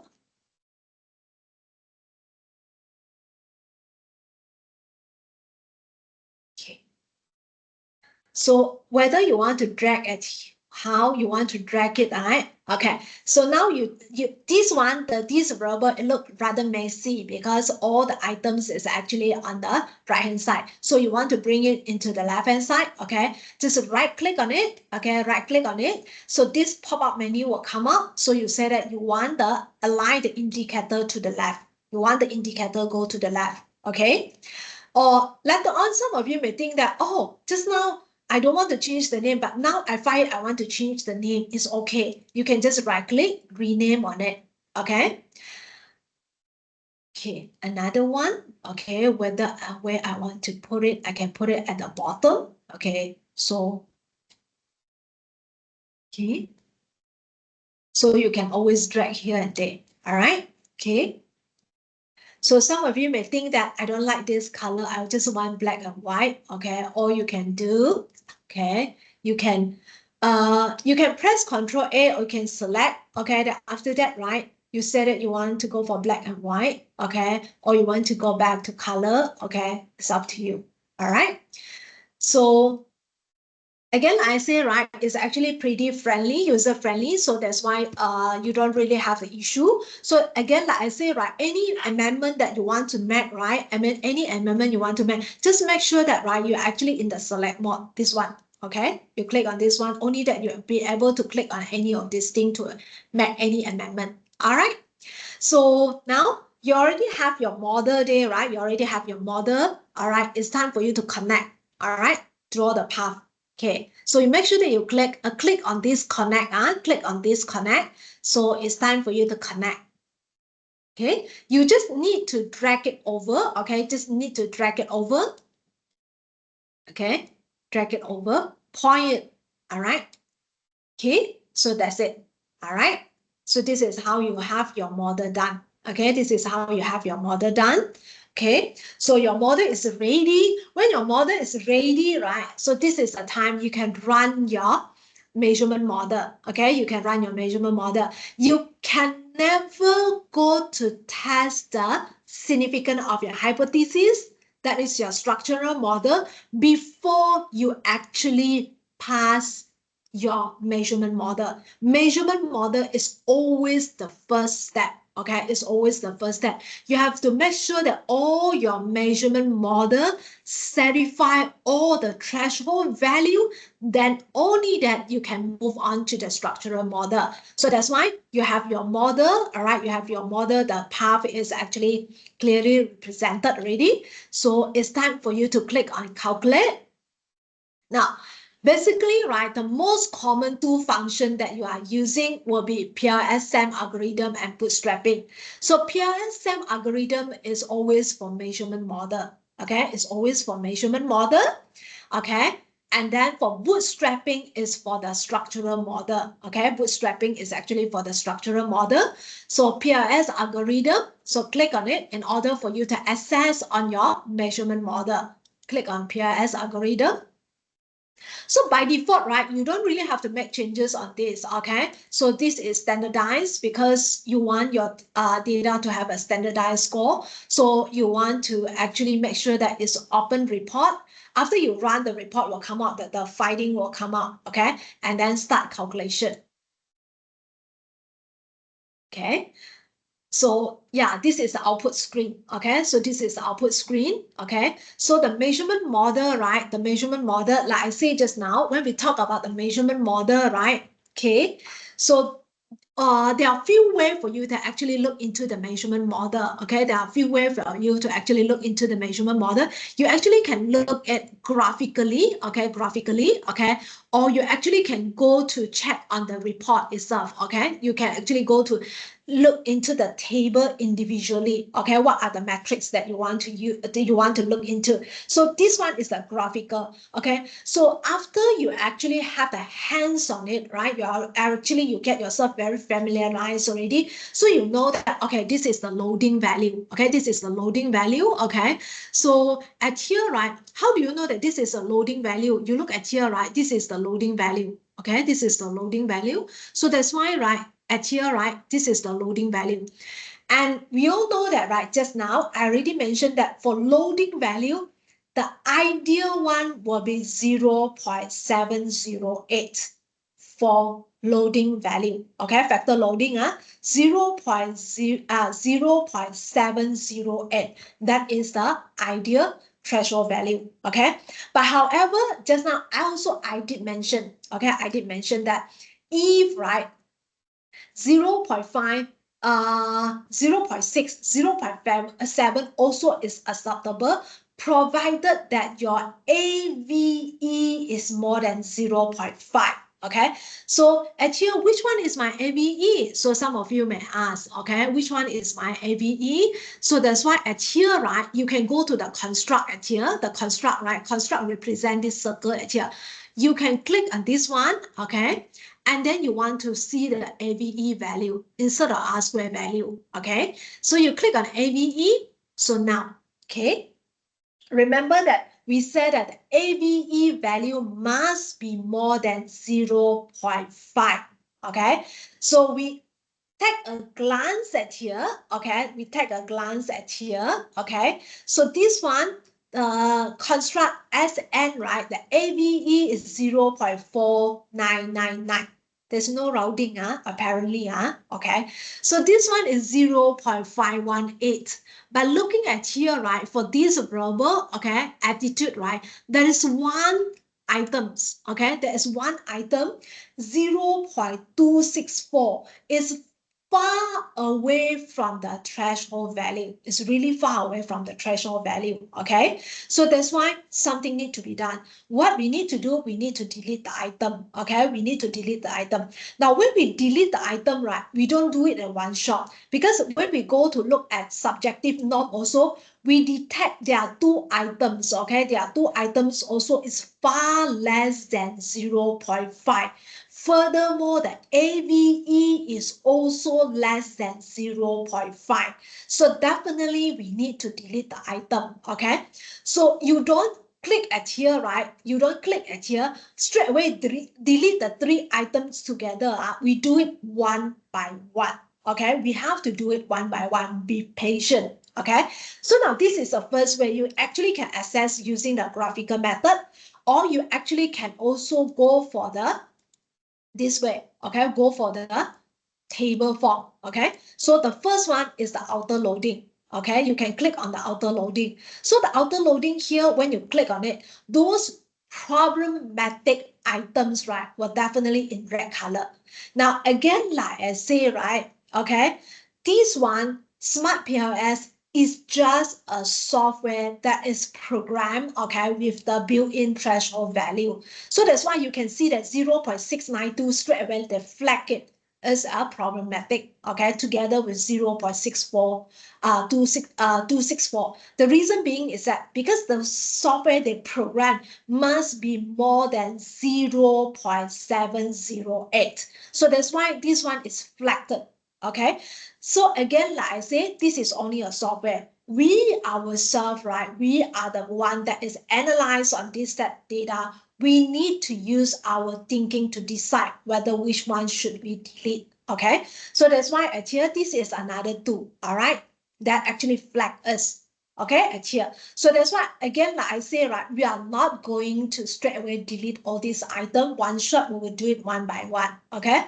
So another one, right, that is actually allow us to assess on the validity and then the reliability is you click on here, construct reliability and validity, okay? So you can see that, right? Like I say, we don't actually look into Chromebook Alpha anymore, but I do understand that still some of the examiner or reviewer, they still want Chromebook Alpha. There is no harm that you report the Chromebook Alpha and also the C together. That is your composite reliability and your AVE, okay? So you can see that the AVE is less than 0.5, so that's why it's being flagged, okay? The Chromebook Alpha, the system will always say that must more than 0.7, so that's why it's being flagged, okay? So that's why, like I say, okay, this is one of the way, okay? You can also use graphical method. You also can use the table form, okay? But for HTMT ratio, right, HTMT ratio, that is the discriminant validity, okay? The discriminant validity. Okay, we need to use the table for us to assess. So for the discriminant validity from here, you can see that, right? There are two threshold value. One is 0.9, one is 0.85. If conceptually all your verbal, right, they are actually similar, then you can apply the threshold value 0.9. However, if all those verbal conceptually they don't look alike, okay, they don't look alike, then you have to make sure that, right, the threshold value that you capture should be less than 0.85, okay? So this is for you to assess at here, okay? These are the measurement model that you will need to look into. So again, like I say, right, you need to go back to delete some of those items in order to improve your measurement model, okay? So you just click on edit and then you come back here, okay? You come back here. So that's why this one, you want to delete this one, okay?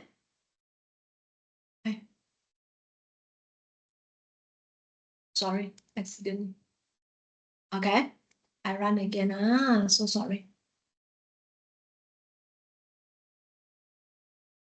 Okay, so this is the item that you actually want to delete on it. Okay, you actually want to delete on it. Okay, so this is the one. So whatever item that you want to delete, just click on it, press the delete button. Okay, press on the delete button. Okay.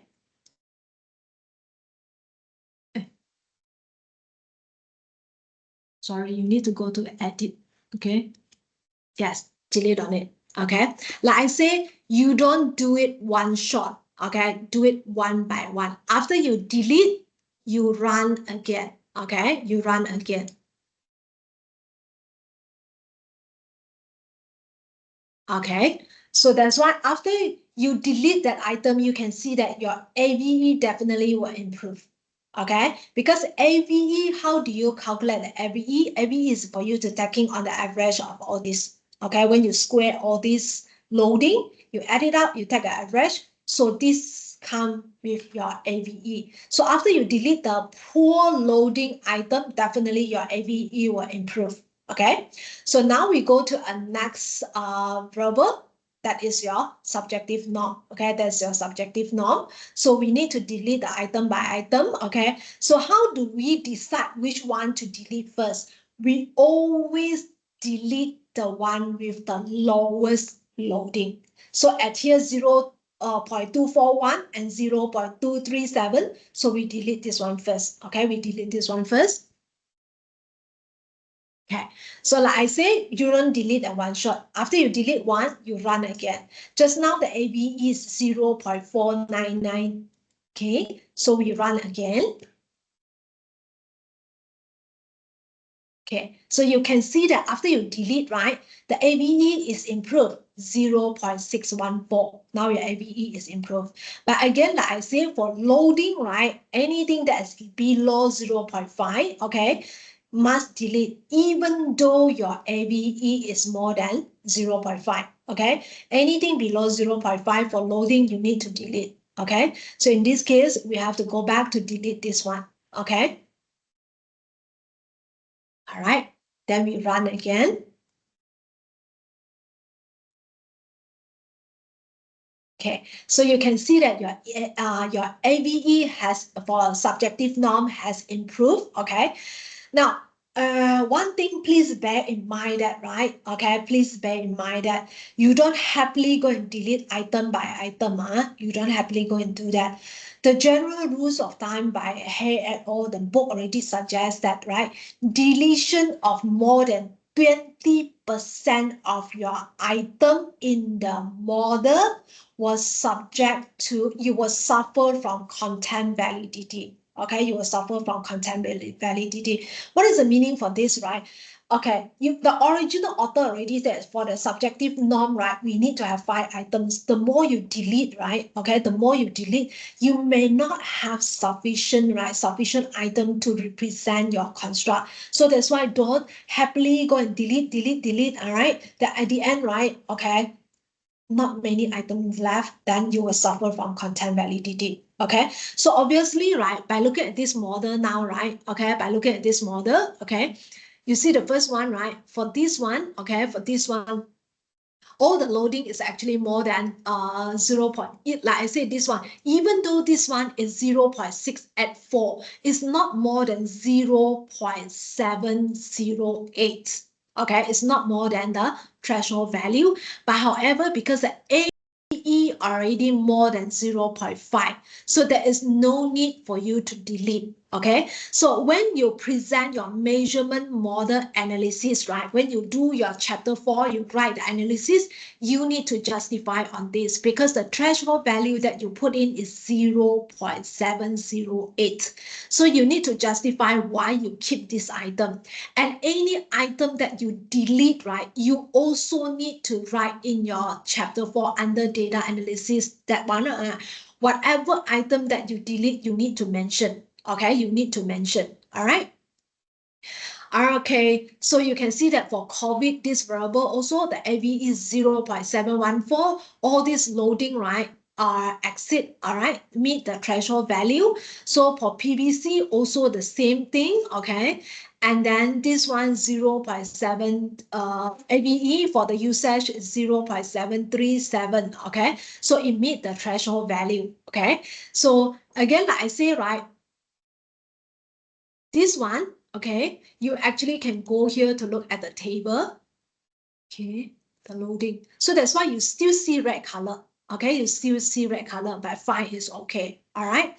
Also, your construct validity and reliability, okay, all are actually in green color, meaning to say that you meet the minimum threshold value. So now, at here, right, okay, some of you may think that how I supposed to actually bring all this finding, right? Because I need to actually to present this finding in words format in my thesis, right? Or some of you for article publication, right? How I supposed to actually to copy this data, okay? What you actually can do, you can click on this button. Copy to Excel, okay? You just click on this one, so they tell you it's already copied. So you just open your Excel, all right? And then you paste to your Excel.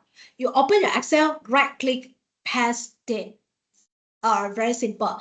Or there is another way, right? There is another way. You can export the whole measurement model result, right? You can export by clicking on this one, Excel. Okay, by clicking on Excel. So you just say that, right? Export the whole thing.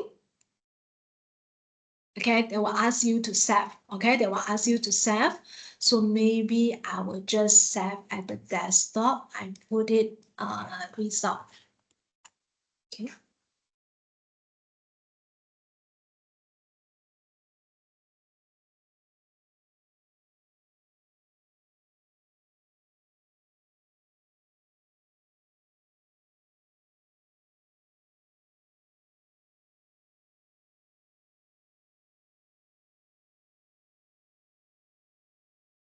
Okay. So wait, just now I said that we can actually copy to Excel. Okay. So this one, I will try to share the screen for Excel now. So let you all take a look how this thing actually work in Excel.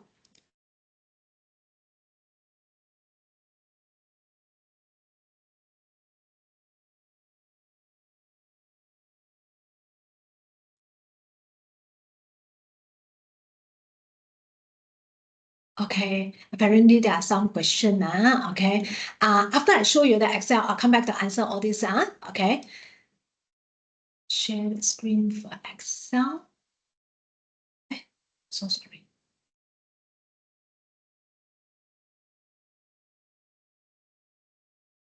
Please bear with me. Like I said, this notebook is not something that I'm very familiar with. Okay.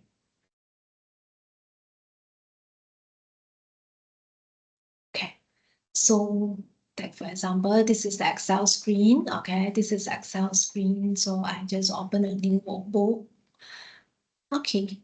Now, so this is the Excel screen. Okay, just now I copy, right? Okay, I just right click, I paste the whole thing, so it will automatically come here. So you actually can modify, like for example, I say that, okay, I don't want to report on the real rule A, I only want to report on the composite reliability. This is the one real rule C. So you can just delete some of those that you don't need to do. Okay, but like I say, right, just now, also there is another alternative, right? You can actually export the whole set of the data, right? The whole set of your finding into Excel, okay? So this is the one, okay? This is the one, okay? So you can actually export the whole set of the result, okay?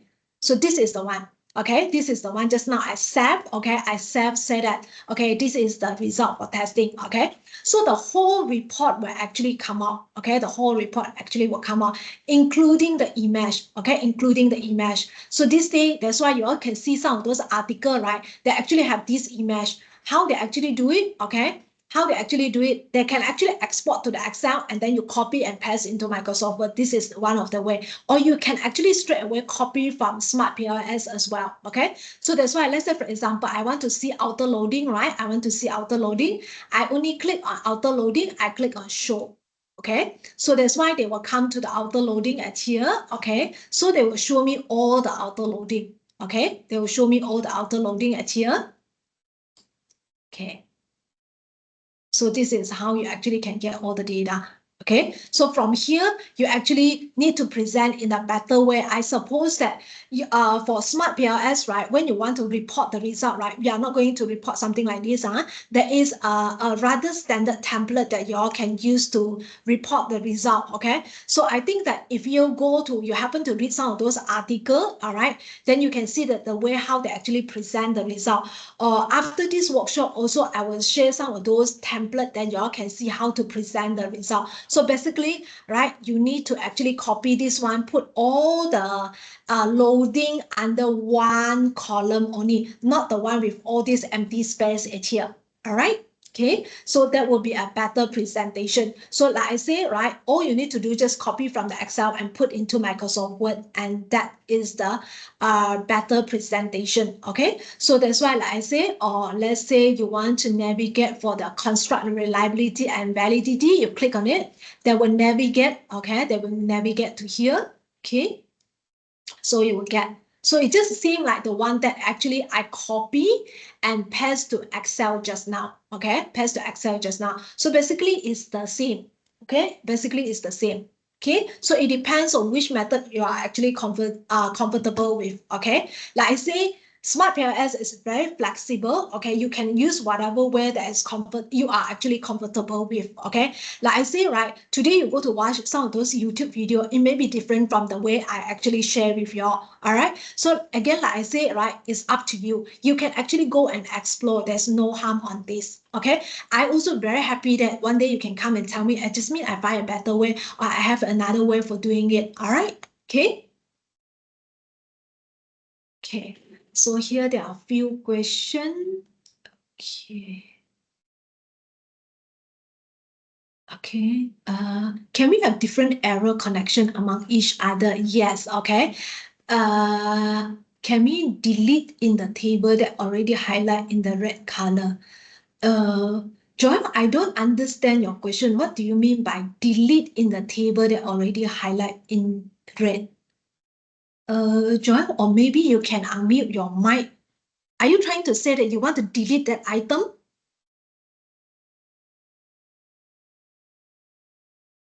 Hi, Dr. Jasmine. Yes, just now Yes. you delete it through the graph, right? Yeah. But when we change it to the table, there's already highlighted in red. So we just directly delete in the table. When we see it's red and then we delete it. Is Oh, it you can't possible? delete in the table. You need to run Oh. again. You delete the item, you run again, then there will be a new table that is generated. Okay. So meaning that only we can delete from the graph just now. Yes. Yes. Yes. Okay, understand. Okay. Thank you. All right. So the one question by Mason, right? Whether we actually can change the error or not? Yes. Okay. How do we actually change the error? Okay. So, okay. Now changing error, there is a purpose for it. It, like I said, you don't simply change the error. Okay. So at here, okay. Now you see this one, right? At here. This one, I need to go back. Okay. So this is the one, okay? When you right click on it, okay? So this one, I think earlier on, I did mention that, right? When your arrow is pointing like this, right? When your arrow is pointing like this is reflective measurement model, okay? A reflective measurement model. So when we have the reflective measurement model, this is for loading, okay? This is for loading. So that's why, but if you think that, right, okay? This is not a reflective measurement model. It should be how to say that? It should be a formative measurement model, right? Then that's why you can actually invert the measurement model. Okay, so that's why it becomes a different direction.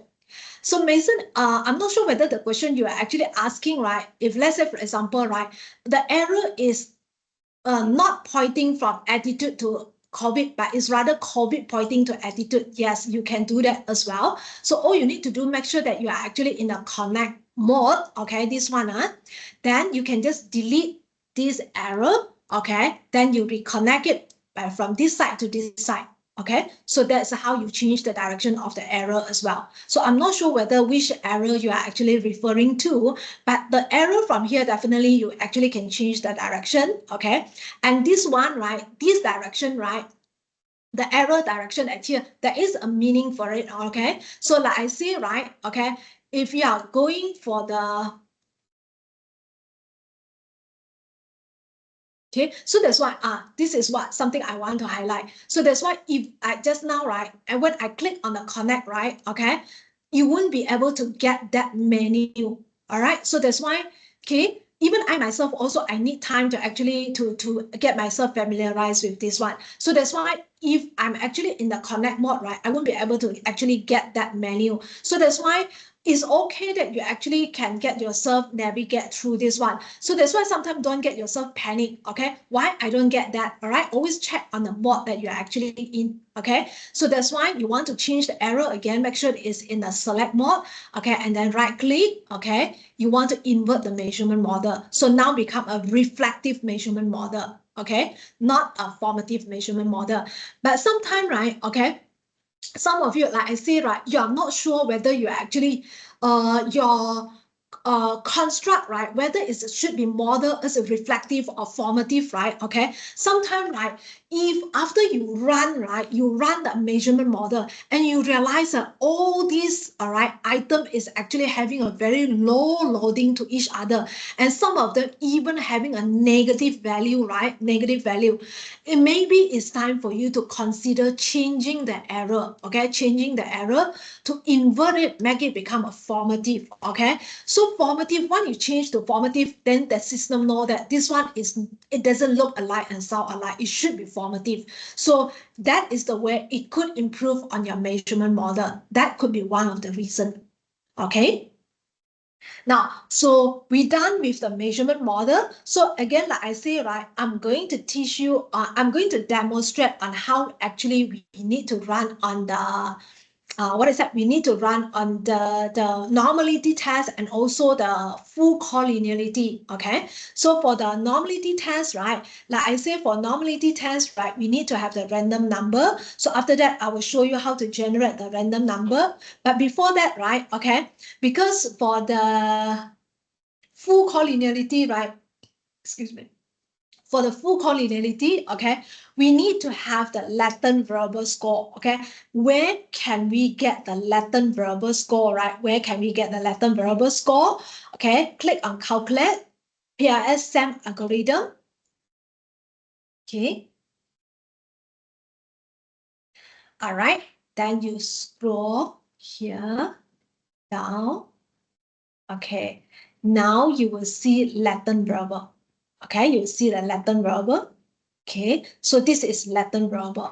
So you will have all the latent variable at here. So like I said, copy to Excel. Okay, copy to Excel. So just press on this button, copy to Excel. Okay, so they tell you already copy. Okay, so now it's time for us to pass into Excel. All right, so I will share the screen for Excel.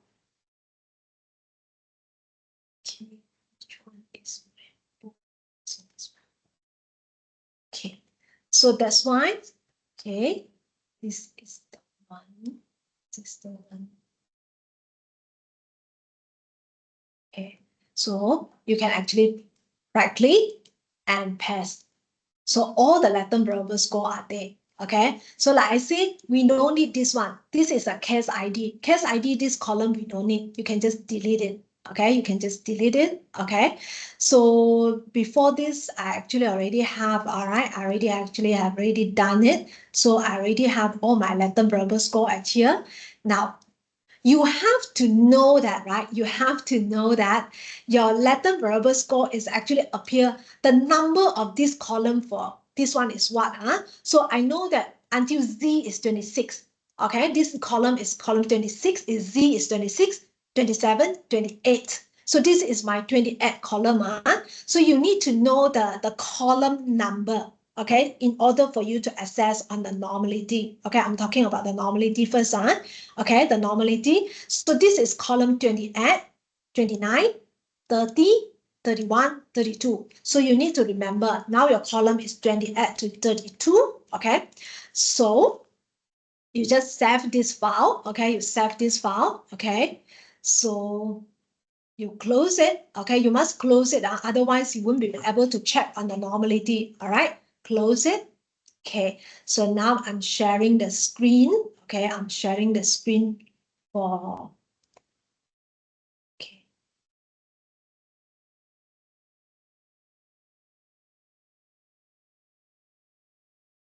Okay, so this is a website. Okay, so this URL I already give in the slide. Okay, I already give in the slide.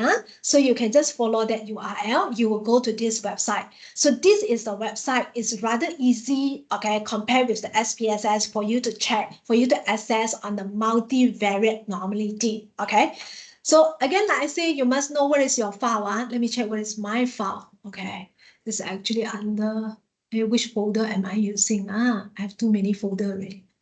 Okay.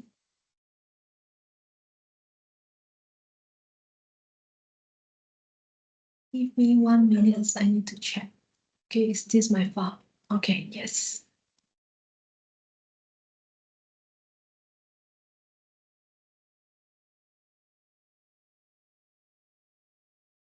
Okay, so you must know where is the location of your file. You need to upload your file. Okay, so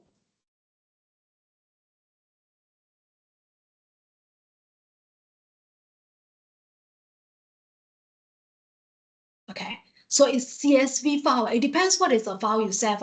You can actually, these are the format that actually support Excel data, okay? And the CSV file, when you want to go for CSV file, be careful, because just now my data, right? My data, I actually have the variable name on top. The first row is all the variable name. So I must make sure that I choose CSV data with variable name.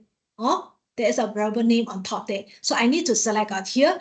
Yeah, this is the time because just now my data file, okay? The earlier column is actually all the data, all the raw data. It's not my latent variable score. So that's why just now I said that you must remember, right, which column is actually consists all those latent variable score, okay? So in this case, just now I said it is column 28 to 32, okay? So column 28 to 32, okay? So missing value, okay? Like I said this day, right? Most of you, right, you actually will not have the missing data issue, okay? Because you actually collect the data using the force feature function from those platforms. That's why you don't have this missing value. Unless you have the missing value, you just put in there for all the missing value, how you want to trick it, okay? Then you click on calculate. Yes. So from here, this is the result, okay? So what we actually need to look, we need to look into these two values, okay? These two value. All right. Now we know that for skewness and kurtosis, just now in my slide also I did mention the threshold value for skewness is plus minus 3. So this one is exceed 3. Okay, plus minus 3. Yeah. And then another one, right, for kurtosis, your threshold value is plus minus 20. So this one also exceed. So obviously this set of data is not normal. So even though it's not normal, I still can handle using SmartPLS or PLS all right? Okay, because it actually do not assume any distributional assumption. So I still can run using the SmartPLS, this set of data, even though this set of data is not normal. Okay, now be careful, be careful. If your skewness and kurtosis value is too far from the threshold value, like up to 1,000, up to few hundred, right? Be careful with your data, meaning to say that it's too far from the bell curve. Okay, something is not right. The representativeness of your data is actually in question. All right, so that's why this is the first one. You check on the normality. Okay, like I say, right, a lot of the student, right, they only go for the individual unit variance skewness and kurtosis only. This is what we call unit variance. You only check on the individual variable, okay, for the unit variance skewness and kurtosis only. But what we want is actually the multivariate skewness and kurtosis because you run multivariate analysis. Okay, so we settle one. Okay, and make sure that in your chapter 3 and your chapter 4, you need to mention, that you are using this web power to actually to assess on the, you are using a matrix called Madhya coefficient, okay, Madhya multivariate skewness and kurtosis coefficient to actually assess on the multivariate, okay. To actually discuss in your chapter 3. You cannot just simply just come up with this, okay? You need to discuss whatever data analysis you are going to do in your chapter 3, you must put it out, okay? All right, so that is for normality. So after that, we are going to check on what is that? The common method bias. We are going to look into the two method. Okay, we are going to look into the two method, the marker variable and also the full collinearity. Okay.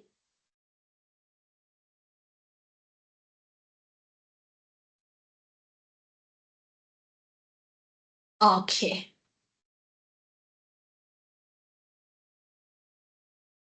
Okay, we do full collinearity first, okay? We do full collinearity first, okay? So we need to have a new project, okay? We need to have a new project because, right, the model is actually different, okay? The model is actually different. So we just said that we have a project of full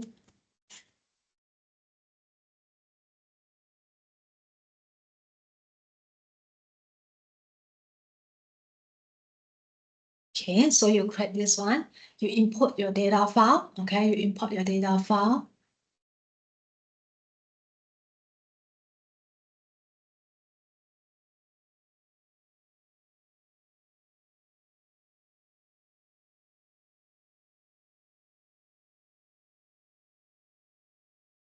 Okay. So now your data file is there, okay? Then after that, you need to create your model, okay?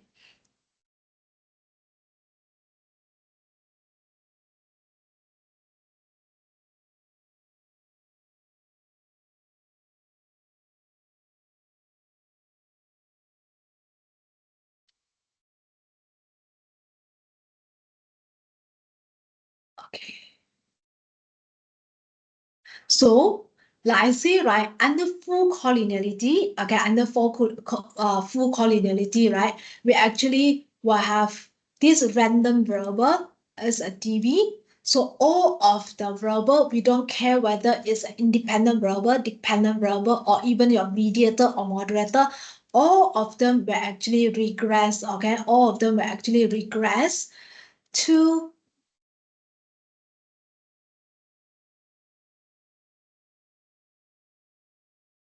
sorry, make a mistake.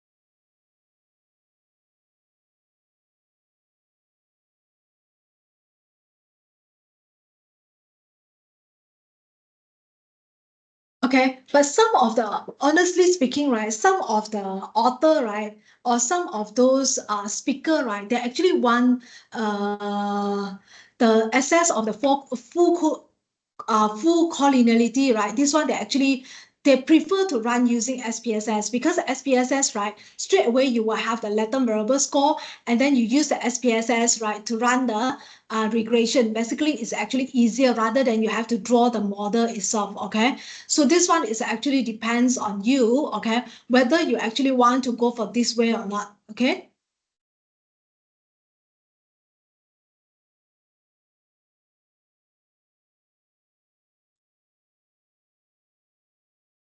I make a mistake. I'm so sorry. I make a mistake. Okay.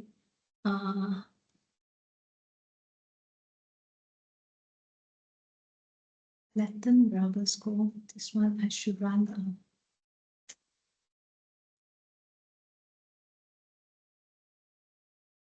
Okay. This one should be.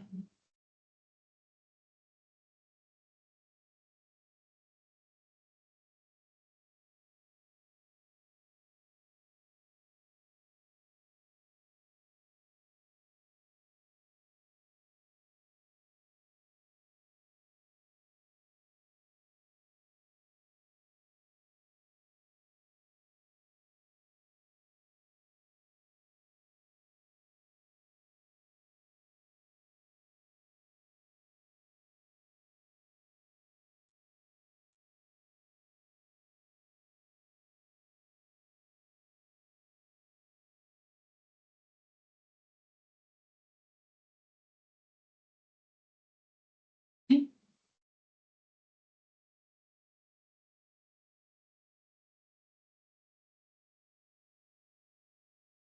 Okay.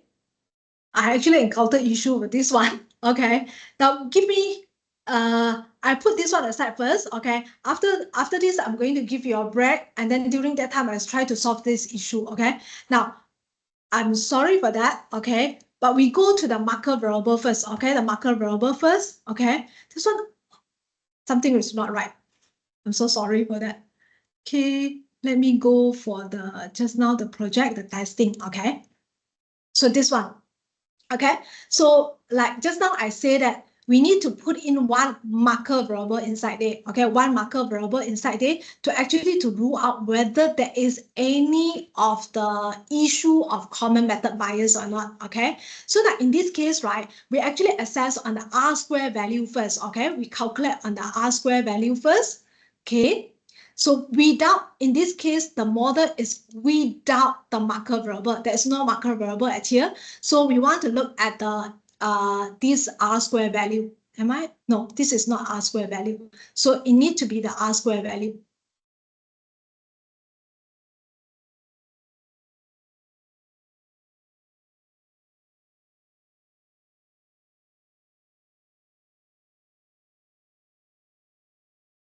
Okay. I need to change the direction for this one first, because just now we actually made an amendment on this. Okay.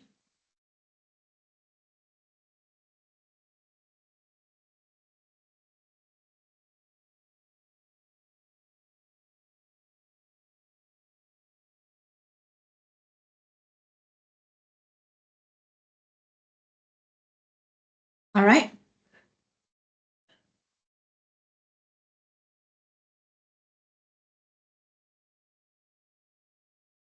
Okay, so now we actually, like I said, in order for us to rule out whether there is any of the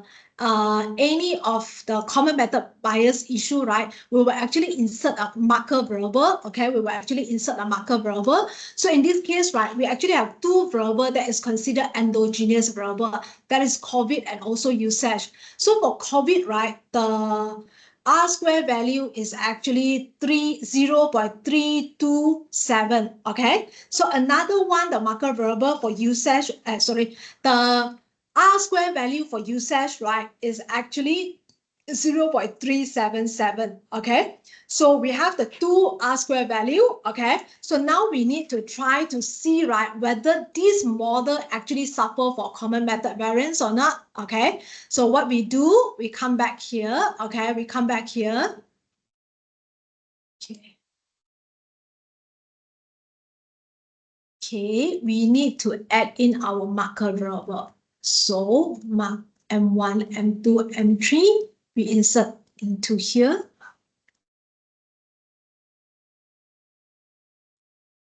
Okay, so now this marker variable, right, the one that you insert, okay, you point to all the endogenous variable. So in this case, you have two endogenous variable. Okay, so come here, click on connect. Okay, so you connect to the endogenous variable, and then after that, right, okay, you can calculate to check on what is the R square value. Okay, so now for COVID, right, now becomes 0.360. And another one is 0.376. Okay, so just now in my slide, I did mention that, right, the changes of the R square value should be less than 0.1. Okay, should be less than 0.1. So we look at here, this one, right, is actually previously is 0.377, okay, now becomes 0.376. So it's less than 0.1, okay.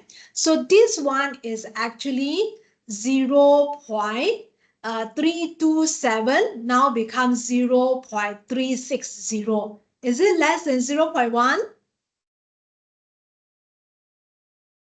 Is it less than 0.1?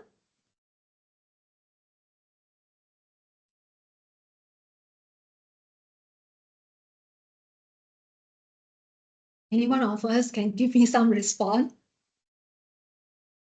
Is it less than 0.1? Yes, right? So that's why for this model, right, we can actually claim that common method bias is not an issue. Okay, it's not an issue. So all these things you need to report in your chapter 3 saying that, right, for common method bias, you are using marker variable. Okay, you are using marker variable to actually to rule out on this. Okay, and also, right, okay, and for the chapter 4, right, okay, you also need to show that, right, before inclusion of the marker variable and after the inclusion of marker variable, what is the changes. So that's why with the changes, right, you put out the changes, and then after that, right, you can conclude that the common method bias, okay, your model did not suffer from the common method bias. That's how you actually make the conclusion for that. Okay, so after that, right, when you move on to your, what is that, after you move on to your structural model, right, because this one, right, okay, like I said, marker variable is not part of your research model.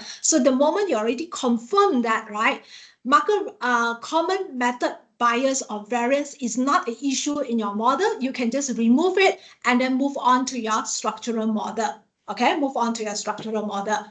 Okay, so any problem? Any problem? Any problem? Any one of you? No, huh?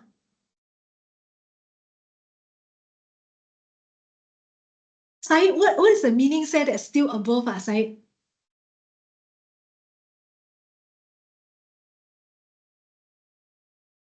Nora, no issue. Okay. You're actually expert on this already. Oh, okay. All right. So in that case, right, I give you 5 minutes, another 5 minutes break. Okay. Another 5 minutes break. We come back at 12. Okay. We come back at 12. Okay. Let you digest something first. Okay. All right.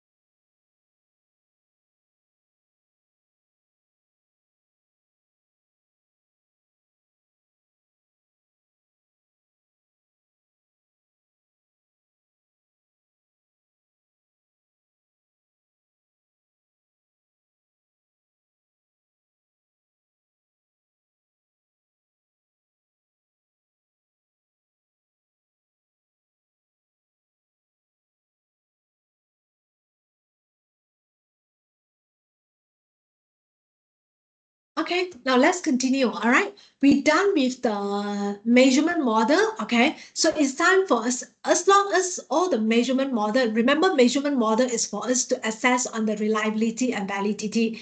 So as long as all those meet the minimum threshold value, okay, that meaning to say that our model is good, okay, in terms of reliability and validity. Now we can move on to the structural model assessment. Okay, so there are a few things that we need to assess under the structural model. Okay, whereby you need to assess on the collinearity, path coefficient, R-square value, effect size, and also PLS predict. Okay. Now, last time, right, we used to use the Q-square value, but apparently, right, like I said, method evolved, so they are no longer rely on the Q-square value. We are move on to the PLS predict. Okay. So for structural model assessment, right, before we actually can go to confirm whether your hypothesis is significant or not significant, right, we need to assess on the collinearity, okay, the collinearity that is using the VIF value, okay. Like I said, more than or equal to 5 indicate that there is a issue of collinearity. More than or equal to 3.3, also there is a potential collinearity issue. It depends on what is the threshold value we use, okay? Like I said just now, right, okay? Recent citation, they already moved on to 3, okay?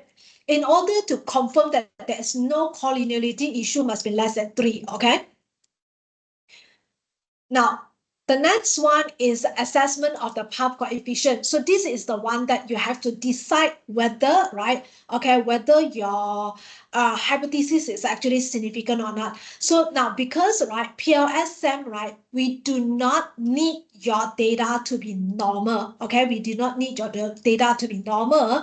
So that's why, right, we don't need to follow the parametric test approach, okay? So that's why how PLS-SEM actually cater for this one, we are using a bootstrapping, okay? We are using bootstrapping method, okay? So basically bootstrapping meaning to say that they are using resampling technique, okay? So the higher the resample size, right, okay, the more reliable your result will be, okay? So they are actually taking out the resample, right, okay, by using the sample replacement to represent on your population parameter, okay?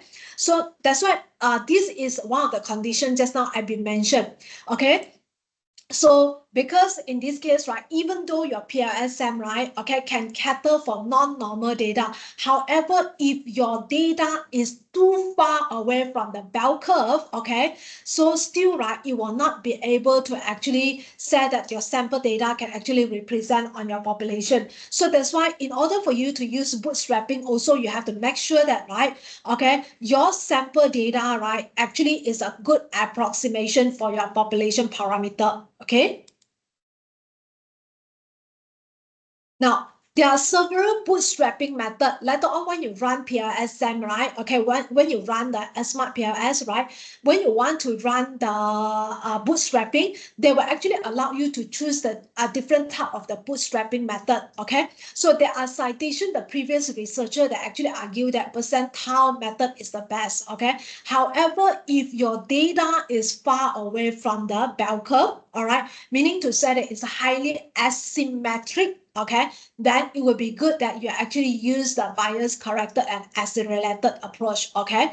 This one will actually help you to correct the percentile method for the skewness, okay? So it depends, right, which whether your data is actually follow the bell curve or not. If it is too far away, right, if it is actually too far away, it will be good that you use the bias corrected and accelerated approach, okay? So how do you know that whether your data is actually follow a bell curve or not? You can look at the histogram, okay? The histogram of your bootstrap distribution, okay? Now, so that's why, like I say, right, when you run your bootstrapping, right, SmartPLS will prompt you what is the resample size that you want.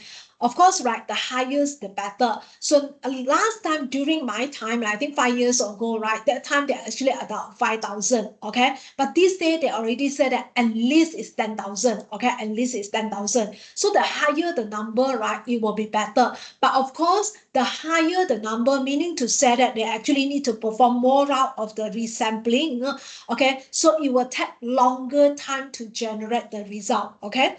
So after you do bootstrapping, right, you will be able able to get your t value, your p value, and also this day, right? When you use PLS SAM, right, they actually require to report on the bias corrected confidence interval, your lower and your upper. Just make sure that there is no zero straddle in between, okay? So this one later on I will cover. So the t value, right? I suppose that you all know that this is a basic statistical concept that you all should know. Okay, you need to check on your hypothesis whether your hypothesis is one-tail hypothesis or two-tail hypothesis. If your hypothesis written in such a way that there is a positive relationship, then this one should be one-tail test. So in order to check on your t value, right? In order to check on your t value must be more than 1.645 for one-tail test. Two-tail test must be more than 1.96. Okay, a lot of students, right? A lot of students. This is the experience I get. Okay. MBA student, right? When they run their analysis, right? So definitely they will come out t-test. This is your t value. This is your p value. And we all know that, right? Okay. The moment your p value is less than 0.05, hallelujah, your result is good. Then you can write. You can have a nice sleep at nighttime. Okay. So some of the students, right?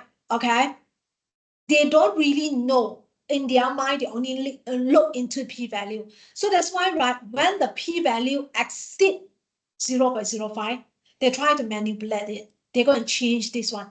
Okay. Instead of, let's say, for example, is 706. This one is definitely not significant because it's more than 0.05. Okay, it's not significant. So what they do is that they're going to change this one. Okay, but the moment they change, right, they forget about the t value. Okay, so the t value is still 1.23, let's say, for example. So in this case, right, we as an examiner, we as a supervisor, we actually can see that whether the student actually falsify the data or not. Because if this one, right, sorry to say, this one is correct. Okay, this one is correct. This one is correct. So this one is, oh, sorry. Okay, I get myself confused already. Okay, so the p-value, right? Student go and change the p-value. They make the p-value less than this one. So in this case, right, this one, right, okay, because we said that for significant, it should be more than 1.645. So the student, they didn't go and change this one. So the value is still 1.23, which does not comply with this one. Okay, more than 1.645. So that's why from here, we actually can detect that the student actually falsified the result. They managed to change the p-value, but they forget about the t-value. In order to be significant for one-tail test, the t-value must be 1.645. Okay, so that's why the student, right, you need to understand some of those basic statistical concepts. Okay, so now, like I say, for SmartPLS, our main purpose is for prediction, okay? So whether how well your model have that predictive power, right? Or we say the explanatory power, right? We actually look into your R-square value, okay? Your R-square value will explain how much changes in your dependent variable is actually explained by your independent variable. Okay, so that is the purpose of the R-square value. So let's say, for example, you have 3 IV, you have 1 DV at here. R-square value, if you get your R-square is 0.36, so meaning to say that in this case, okay, 30, let's say your DV is actually job satisfaction. So meaning to say that 36% of the changes of your job satisfaction is actually explained by these 3 independent variables. Okay, so now there are different metrics or there are different standard that is actually being suggested by the previous researcher on what is substantial explanatory power, moderate explanatory power, or weak explanatory power. Okay, so by Cohen is a very common use standard. Okay, 0.26, 0.13, 0.02. Okay, so these are the standard that is being used. So there is another 2 standard as well. Okay, they are using the different standard, but bear in mind that, right? Bear in mind that, okay, your R-square value, right, should at least have sufficient minimum level of explanatory power. If your R-square value is too low, okay, is too low, right? Okay, then basically your whole model, right, you are doing a research for nothing because it doesn't explain the changes in your dependent variable. Okay, so basically all these, right, your independent variable does not explain, does not predict on the changes in your dependent variable. So what is that minimum that is being required? 0.1. Okay, 0.1 that's being required. Now, sometimes, right, when we talk about R square value, right? Now, it doesn't mean that, right? Okay, sometimes you get worried. Okay, sometimes you get worried. Like, for example, right, after you do your analysis, right, you get your R square value 0.34. Okay, then you get panic. If you are applying this set of the standard, you get panic. 0.34. It's almost in between moderate and weak level. So it's considered your model is actually having a relatively weak predictive power. So now you don't have to be panicked. R square value also depend on the discipline that you actually go in. Like, for example, consumer behavior discipline. Okay, consumer behavior discipline, right?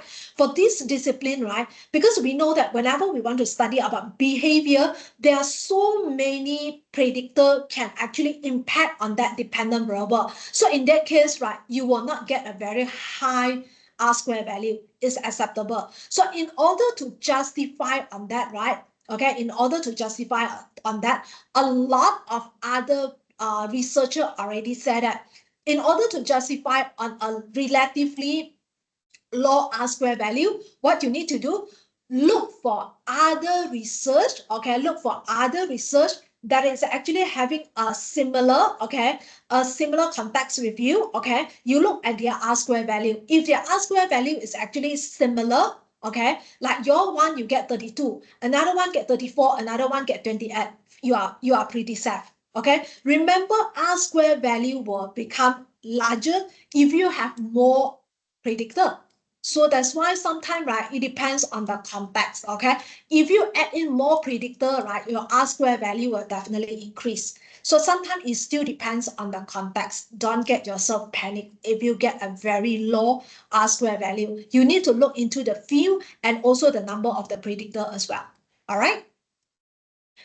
Now, another one is the effect size. Okay, effect size. Okay, so this is a rather standard, all right, a rather commonly used standard, Cohen 1988 on the effect size. Okay, now why we need to go for effect size? Sometimes, yes, indeed, when you run the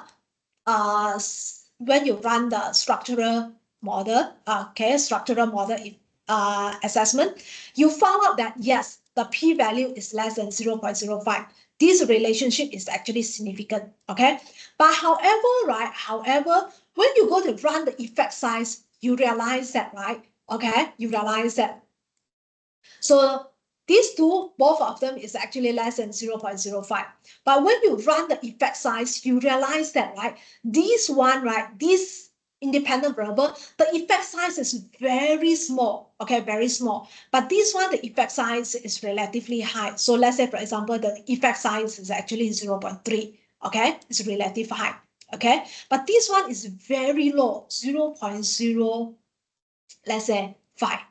So the effect size for this one is, so despite both of them are significant, both of them are significant. So the effect size is for you to check on what is the effect, okay, of the individual variable when they predict on the, or what is their impact on the dependent variable, okay. So in this case, right, especially why this one effect size is very important. Talking about, let's say, for example, you as in a company, right, you are in the management level, okay, you actually want to improve the job satisfaction. You found out that, right, the staff having a low job satisfaction. So you actually have two independent variable. One is the salary, and another one is the, let's say, is the working hour, okay, working hour. So at here in this case, right, you know that these two variable is actually impact on the job satisfaction. So in this case, right, since your company have limited resources, okay, your company have limited resources. So in this case, right, all right, even though both of them are significant, but when you look at the effect side, obviously working hour have more impact than the salary compare, obviously working hour have more impact than salary in influencing the job satisfaction. So in this case, since you have limited resources, okay, so you will need to work on the working hour, not on the salary. Because from the effect size, we know that working hour is the one that have more impact on the job satisfaction. Okay, so that's why this is the reason why you need to assess on the effect size. A significant relationship does not guarantee that that independent variable actually have an impact on your dependent variable. Okay, so that's why sometimes in this case, right, your salary have a very minimal impact that the managerial, right, you don't even actually deserve a scholarly justification or managerial attention. Okay, now the last one, right, okay, these two R-square value and also the effect size, right, this is the one we said that in-sample predictive. They actually tell you how well your model is actually having the prediction power, the predictive power. However, you have to bear in mind that, right, these two, right, when we come to the prediction, the prediction, right, is actually within the sample itself. Those are the sample data, all right? So we said that this one is in-sample predictive, okay? Now, of course, we want our model, the model that we design, right? We want our model to be actually, when we come to prediction, when we use another set of data, it still have that predictive power there. So how well your model have out of sample predictive power, right? Then we need to use PLS predict, okay? PLS predict, okay? This is something, some of those articles you can find, right? They don't report on this, but like I say, right, okay, because your major intention for major reason for you to use PLSM is actually for prediction purpose. So it will be good that you actually report on the PLS predict, okay? It will be good that you report on the PLS predict. So when you actually want to report on the PLS predict, right, there will be another set of the tests that you need to run, okay? So before that, right, what is the meaning for our sample, okay? How this thing actually work under the SmartPLS, PLSM, right? We are using PLS predict, okay? So let's say, for example, this is the data that you collected.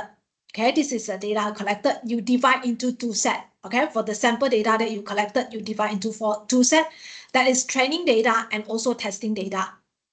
Okay, the training data is the set of the data that you are using for model estimation, meaning to say that you are using this data to come up with your model, okay, to estimate on your model, okay, to estimate you to run all those your coefficient, your path coefficient, to run on those R-square value. So meaning to say that you are using your training data to run all those measurement model and also your structural model.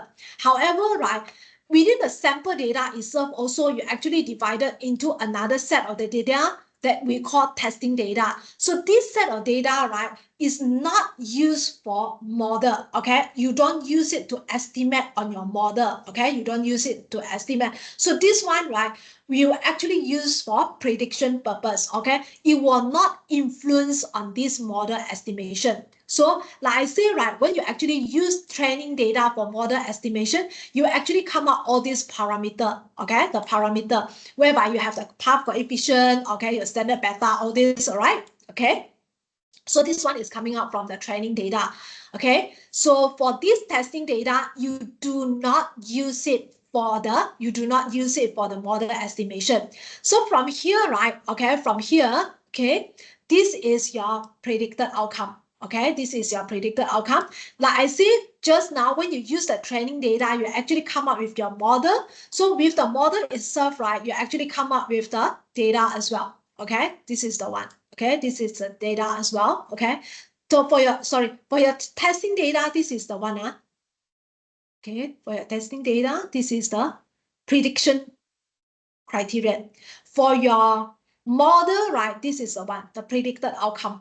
Okay, the predicted outcome. So now it's time for you to compare. We say that this is the benchmark. Okay, the testing data is the benchmark. So actually you compare your predicted outcome that you get from your training data, predict the outcome that you get from your training data, and you compare with the one that is generated using the testing data, we see what is the error. Okay, we see what is the error. So for first one, this is 5.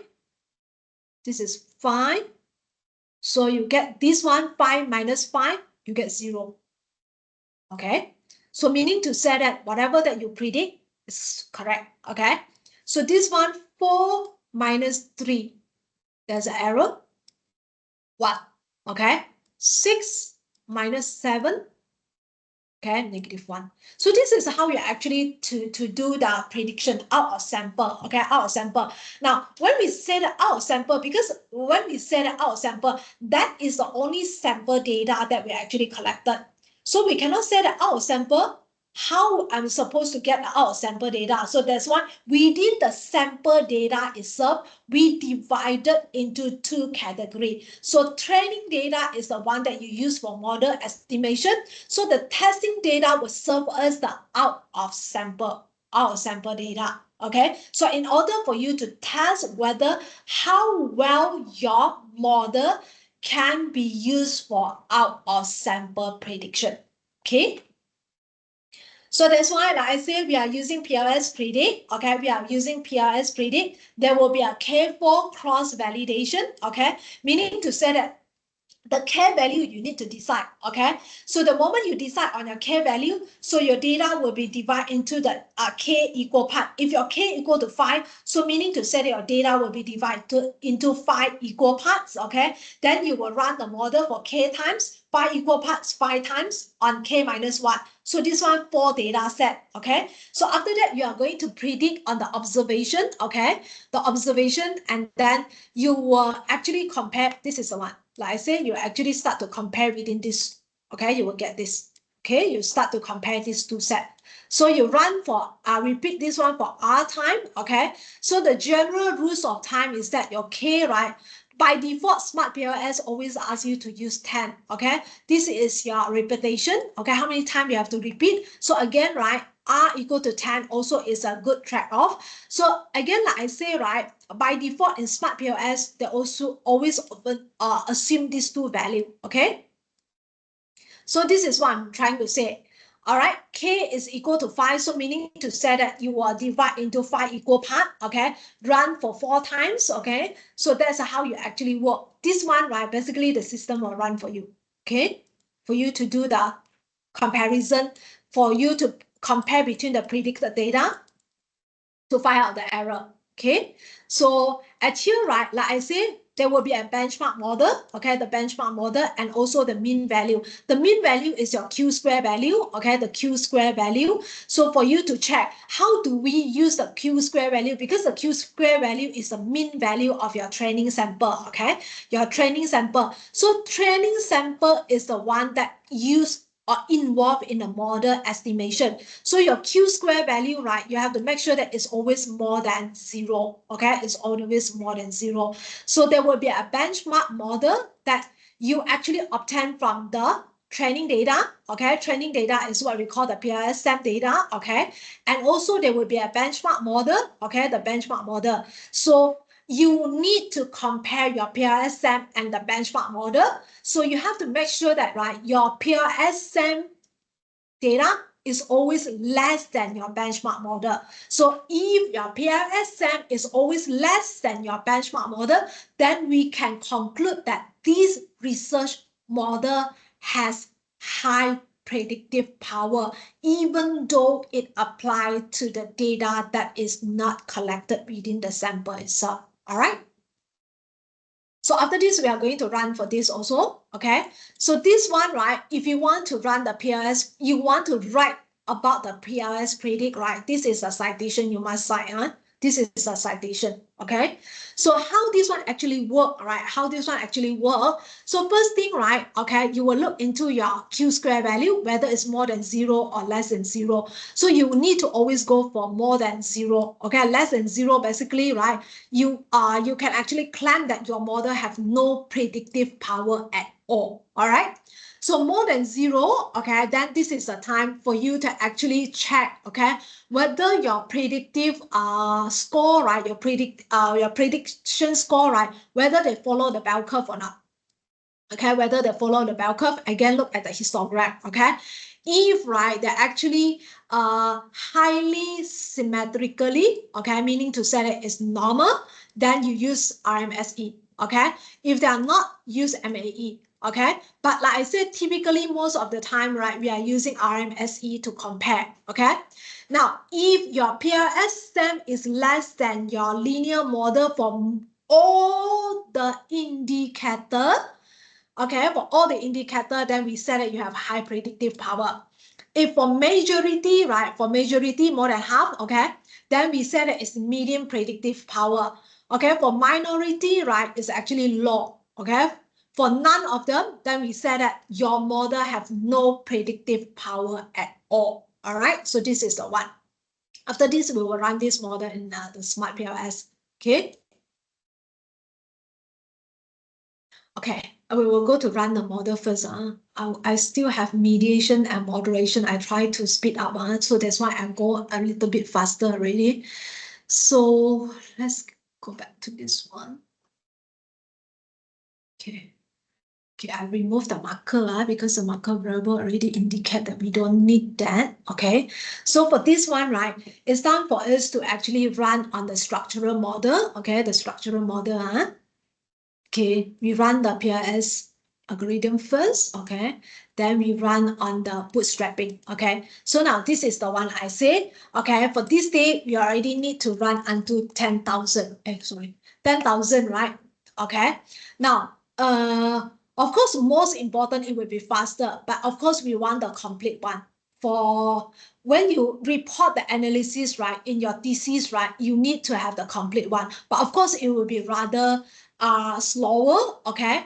Like I say, right, okay, if you think that your data is not normal, it doesn't follow the bell curve, okay, it doesn't follow the bell curve, right, it would be good that you use a bias corrected and accelerated BCA bootstrap, okay? Now, okay, whether you want to go for one-tail test or two-tail test, it depends on what is the hypothesis that you write, okay? How do you write a hypothesis? There is a positive relationship, then this one is one-tail test. There is a significant relationship between IV and DV, then that is two-tail, all right? So in this case, I will go for one-tail, okay? Now, because right at here, okay, you have to bear in mind that right, bootstrapping, right? Dr. Jasmine, sorry. Sorry, Dr. Jasmine. Your Yeah. screen is not showing Share. your Oh, okay, slides. okay. So sorry, I will start all over again. Okay. Thank you. Okay, where is my SmartPLS?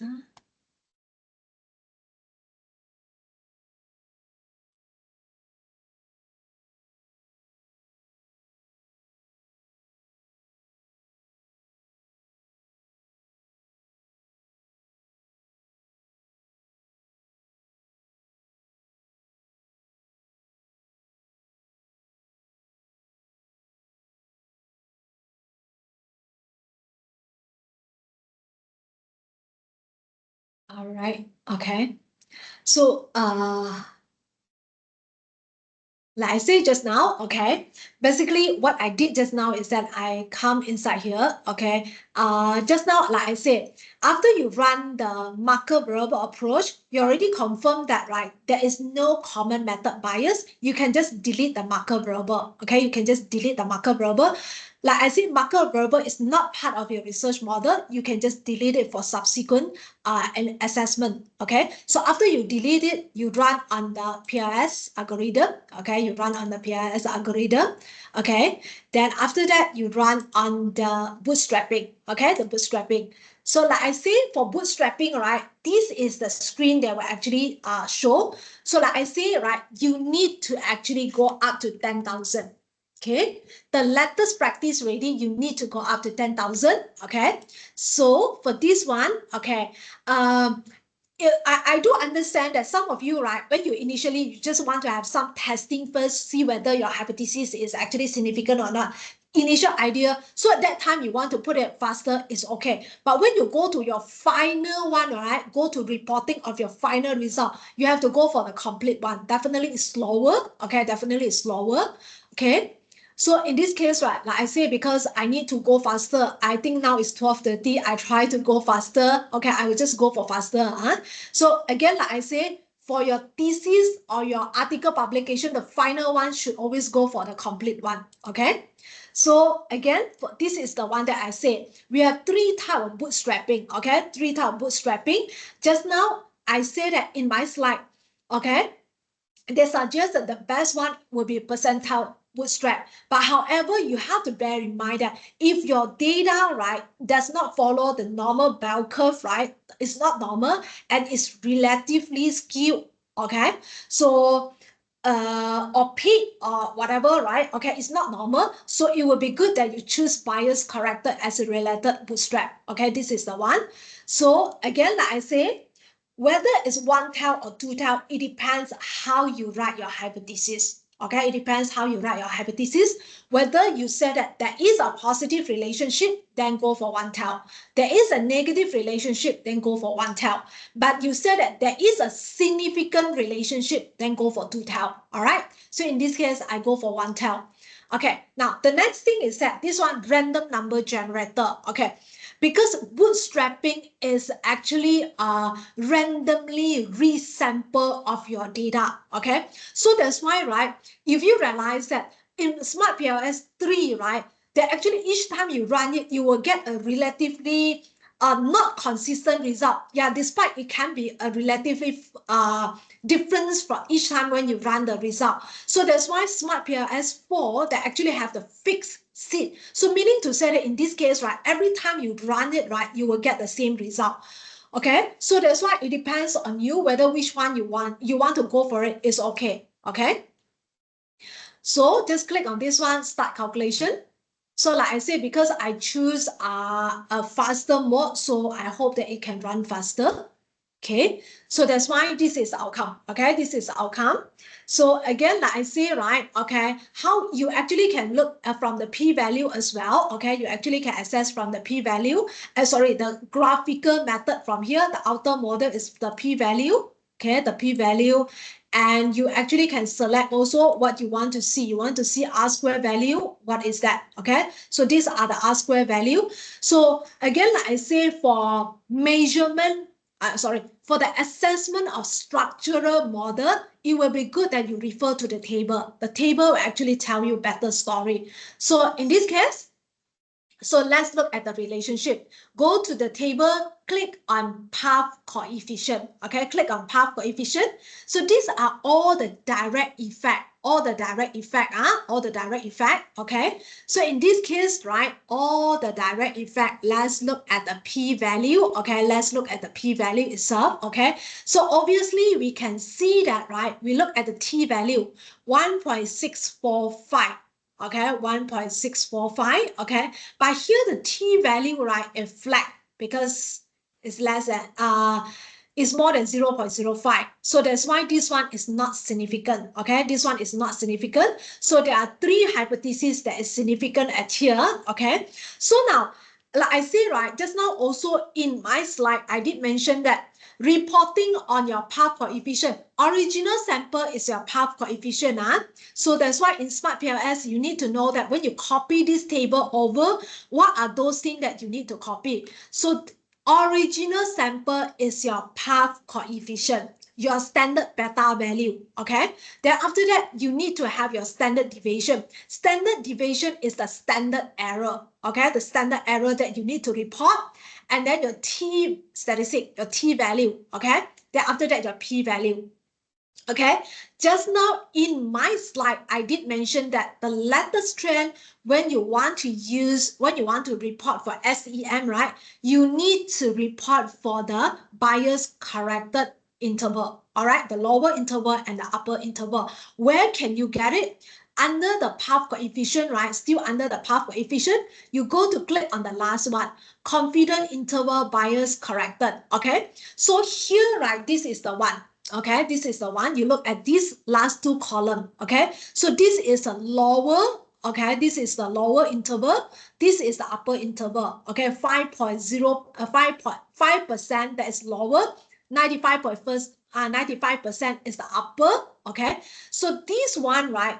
The condition for you to check is that make sure that there is no zero straight in between. Now, what exactly mean by this one? Make sure there is no zero straight in between. Okay, look at this one. Negative 0.050 go to 0.245.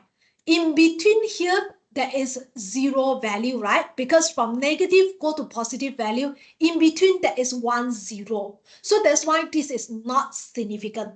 However, you look at the second one, from 0.529 to 0.68, in between there is no zero because zero is before that. Okay, so this set of the data, there is no zero straddle in between. So that's why this one is significant. This one also, there's no zero straight in between. So this one is significant. This one also is significant. Okay, so how we actually report the data for this one, right? So copy this set of the data to Excel. Okay, copy this set of data to Excel and also copy this set of data to Excel. Okay, but like I say, right, you only need to have these two columns. This one is the lower. Okay, this one is the upper confidence interval. Okay, copy this one. Then from there, you can actually justify. Okay, you can actually see which hypothesis is significant. So this one, right, from here, we can say that this hypothesis is not significant, significant, significant, significant. Okay, so that's how you actually assess the significance of the hypothesis. Okay, so now, like I say, right, we need to look at the R-square value.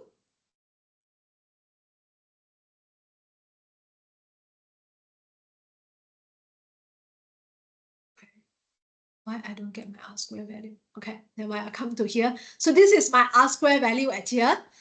But for R-square value, right, even though here you have two endogenous variable, you have two endogenous variable at here, but we only need to report the dependent variable in your research model. So in this case, this is the one. You only need to report the R-square value for usage, not for COVID, because this is not the final dependent variable that you need to actually check on. Okay, so this is the one. Okay, this is the one. So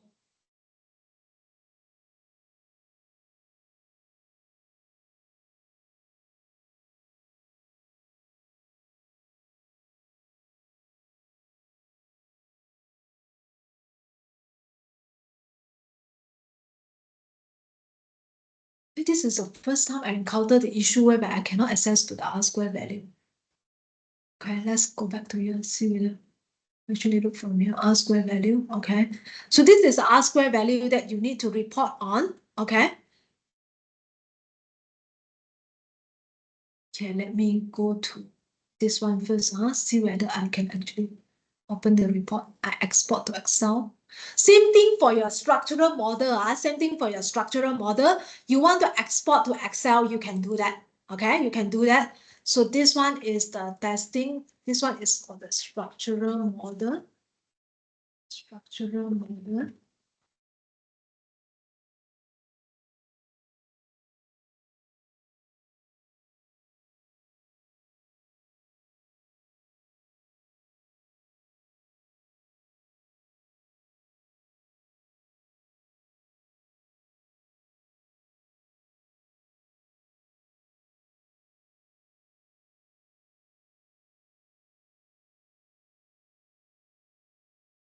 Okay, so this is the one. Stop sharing. I need to share the Excel.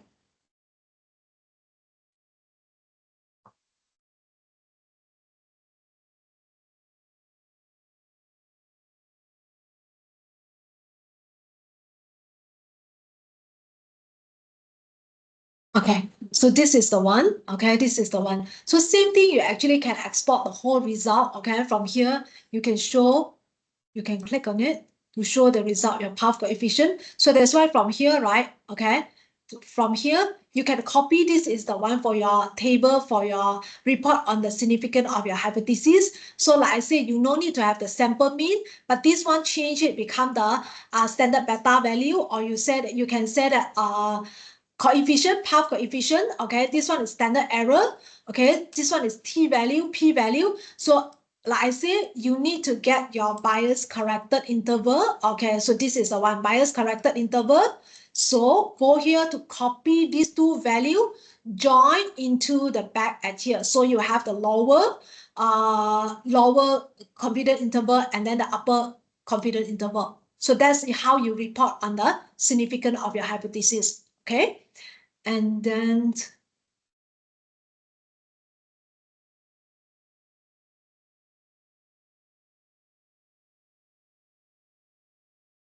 never mind. I try to run another model, see whether we can get it. So this is the one, okay? So like I say, you actually can export it, okay? Now I will try to go for SmartPLS. I try to go for the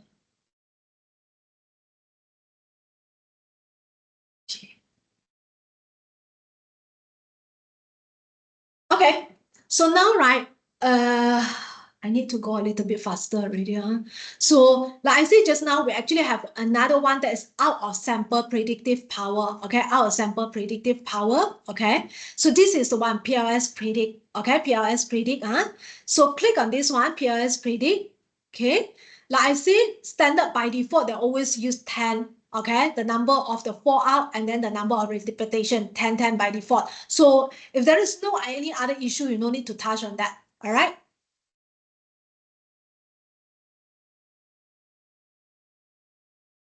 Okay, so you have this one. Okay, so that's why this is the one that you actually help you to final result. Click on here. Okay, so like I say, right, when they actually present the result, right, they will always show you the endogenous variable. But when we report, we only need to report your final dependent variable. That is usage only. Okay, that's for usage only. So in this case, right, okay, we have a huge problem at here. Okay, so whether we want to go for RMSE or whether we want to go for MAE, right? So you can actually look at the histogram at here. Okay, the histogram. So whether it's actually follow the bell curve or not. Okay, follow the bell curve or not. Okay, so like I said, if you are not sure, all right, always go for RMSE. Okay. So let's look at here. You see at here, right? This is the table that we need to actually look into. Okay. So let's say, for example, we go for RMSE. So basically, we need to compare your RMSE and also your benchmark model. This is RMSE for PLSM. This is the linear model for your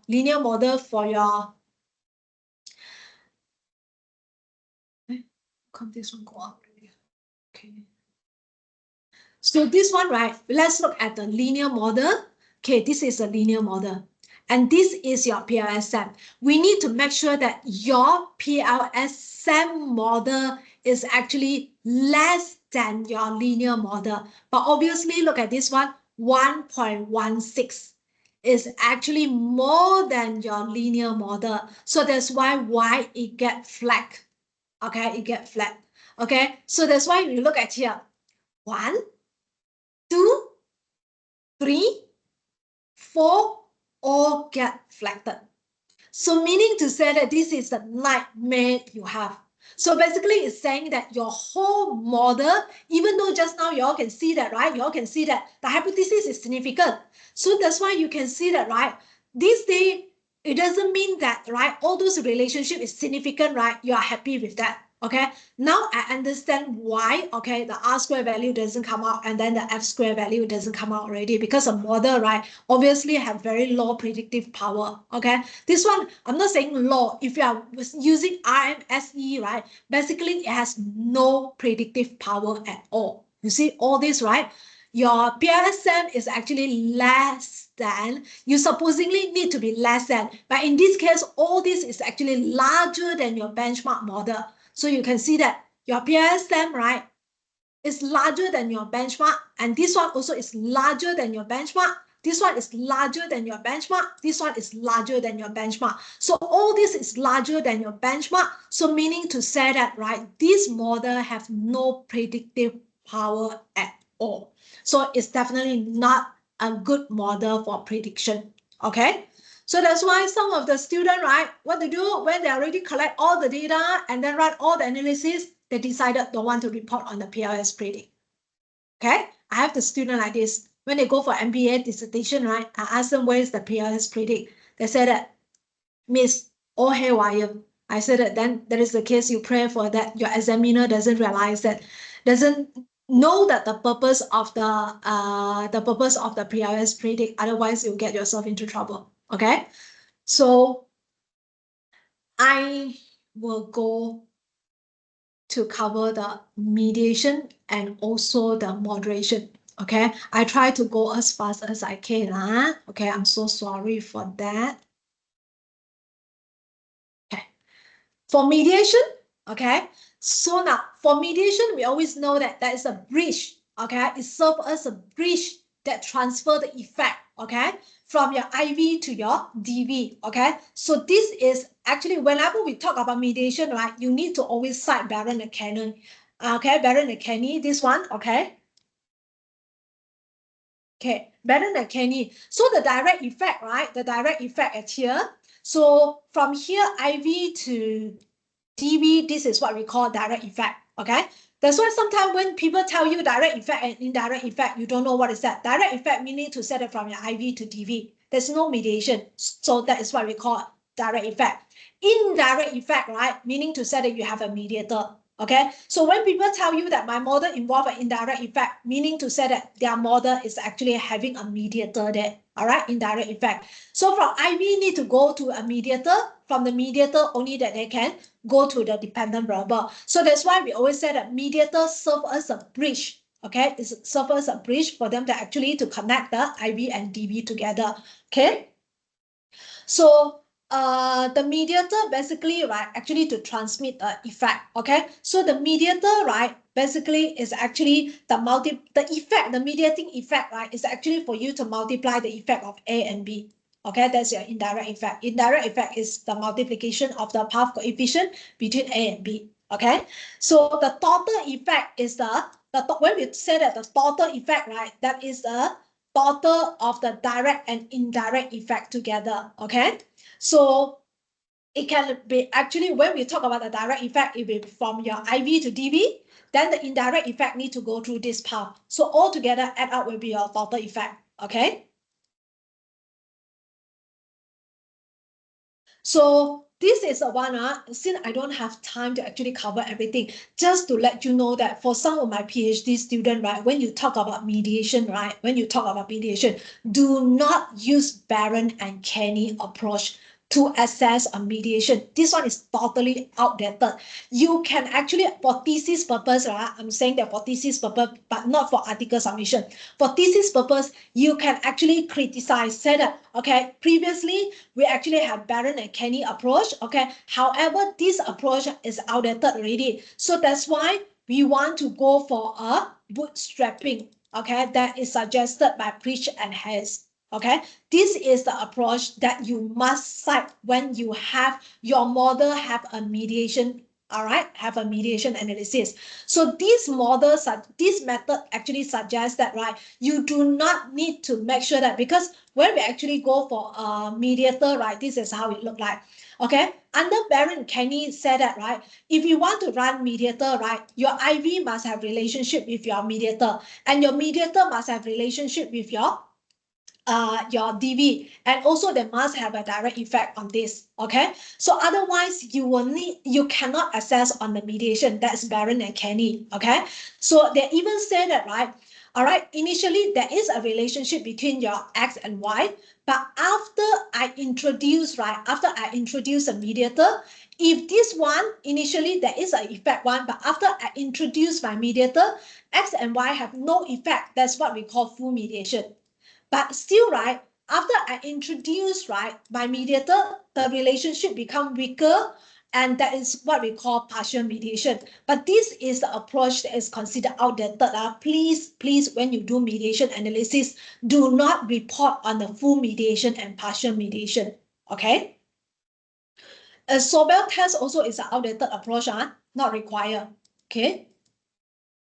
So for segmentation approach, right? For segmentation approach, okay, there are two ways that you actually can go for segmentation. There are two ways you actually can go for mediation. Okay, it's either you go for segmentation approach or transmitter approach. Now, sometimes when you read some of the article, you realize that, right? You realize that how come in their model, right, they actually assess on the direct effect, and some of the model they only assess on the indirect effect only. Okay, they actually never assess on the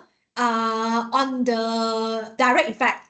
So whether you want to assess on the direct effect or not, or just ignore on the direct effect, right? It actually depends on the theory that you adopt. The theory that you adopt. If the theory said that there's no direct effect, then you cannot assess. Whatever hypothesis, right? Whatever effect that you assume there is, right? In between the two variables, it always needs to be supported by the theory and the previous study. So if there is no assumption that support on this, you should not put in the direct effect. Okay, so the moment if you exclude all the direct effect, right, that's what we call transmitter approach. Okay. Now, I also understand that some of the supervisor and examiner also, they want the student to actually have this direct effect. Okay. Again, like I say, right, having a compulsory, a must to have this direct effect, right? This is under Barron and Kenny approach. It's an approach that is already outdated, okay? If the theory does not support there is a direct effect between your X and Y, right? Then you no need to actually assess on the direct effect, okay? It doesn't mean that the more hypotheses you have, the merrier it will be. It doesn't work that way, all right? So for mediation, right, how do you write the hypothesis? Okay, how do you write the hypothesis for mediation, right? So for mediation, there can be a two-way for you to write. But however, right, for those, if you are writing for mediation analysis, in your earlier discussion for your direct effect, right, in your earlier discussion, when you formulate the direct effect hypothesis, right, you already mentioned that there is a positive relationship from here to here and from here to here, right? Then when you hypothesize on your mediating effect, then you should say that it's positively mediate the relationship, okay? Unless, right, previous study, you are unable to confirm that, right, whether what type, how it will actually mediate the relationship, then you can actually write a hypothesis in such a way. If you are writing your hypothesis using the first way, then when you write your bootstrapping, right, this is the test to tell. Okay, this one is one tail. Okay, you need to take note on that. Okay, so this is a way for you to report. This one later on, I will email or I will ask TLC to actually include a sample write-up on how you all report all these things. How do you present the finding? Because I have no time on that. Okay, so a mediation, right? Some of those issues with the mediation analysis is that, right? Okay. Now at here, this one, right, it actually require a lot of people thought that, right, when you want to do a mediation, it must have the significant relationship between your IV and DV. This is what I say. Some of the examiner or some of the supervisor, even though you put here to here, right, here, this is your mediator, some of them, they still want you to actually have this relationship, but it doesn't, all right, under the preachers at hands, all right, already said that it's not necessary, okay, it's not necessary to have a significant relationship between your IV and your DV, okay, and a lot of them ignore the effect and then the beta for the indirect effect, okay, and testing the direct effect, this is what I said, you must test the direct effect in order for you to test a mediation effect. That does not, okay.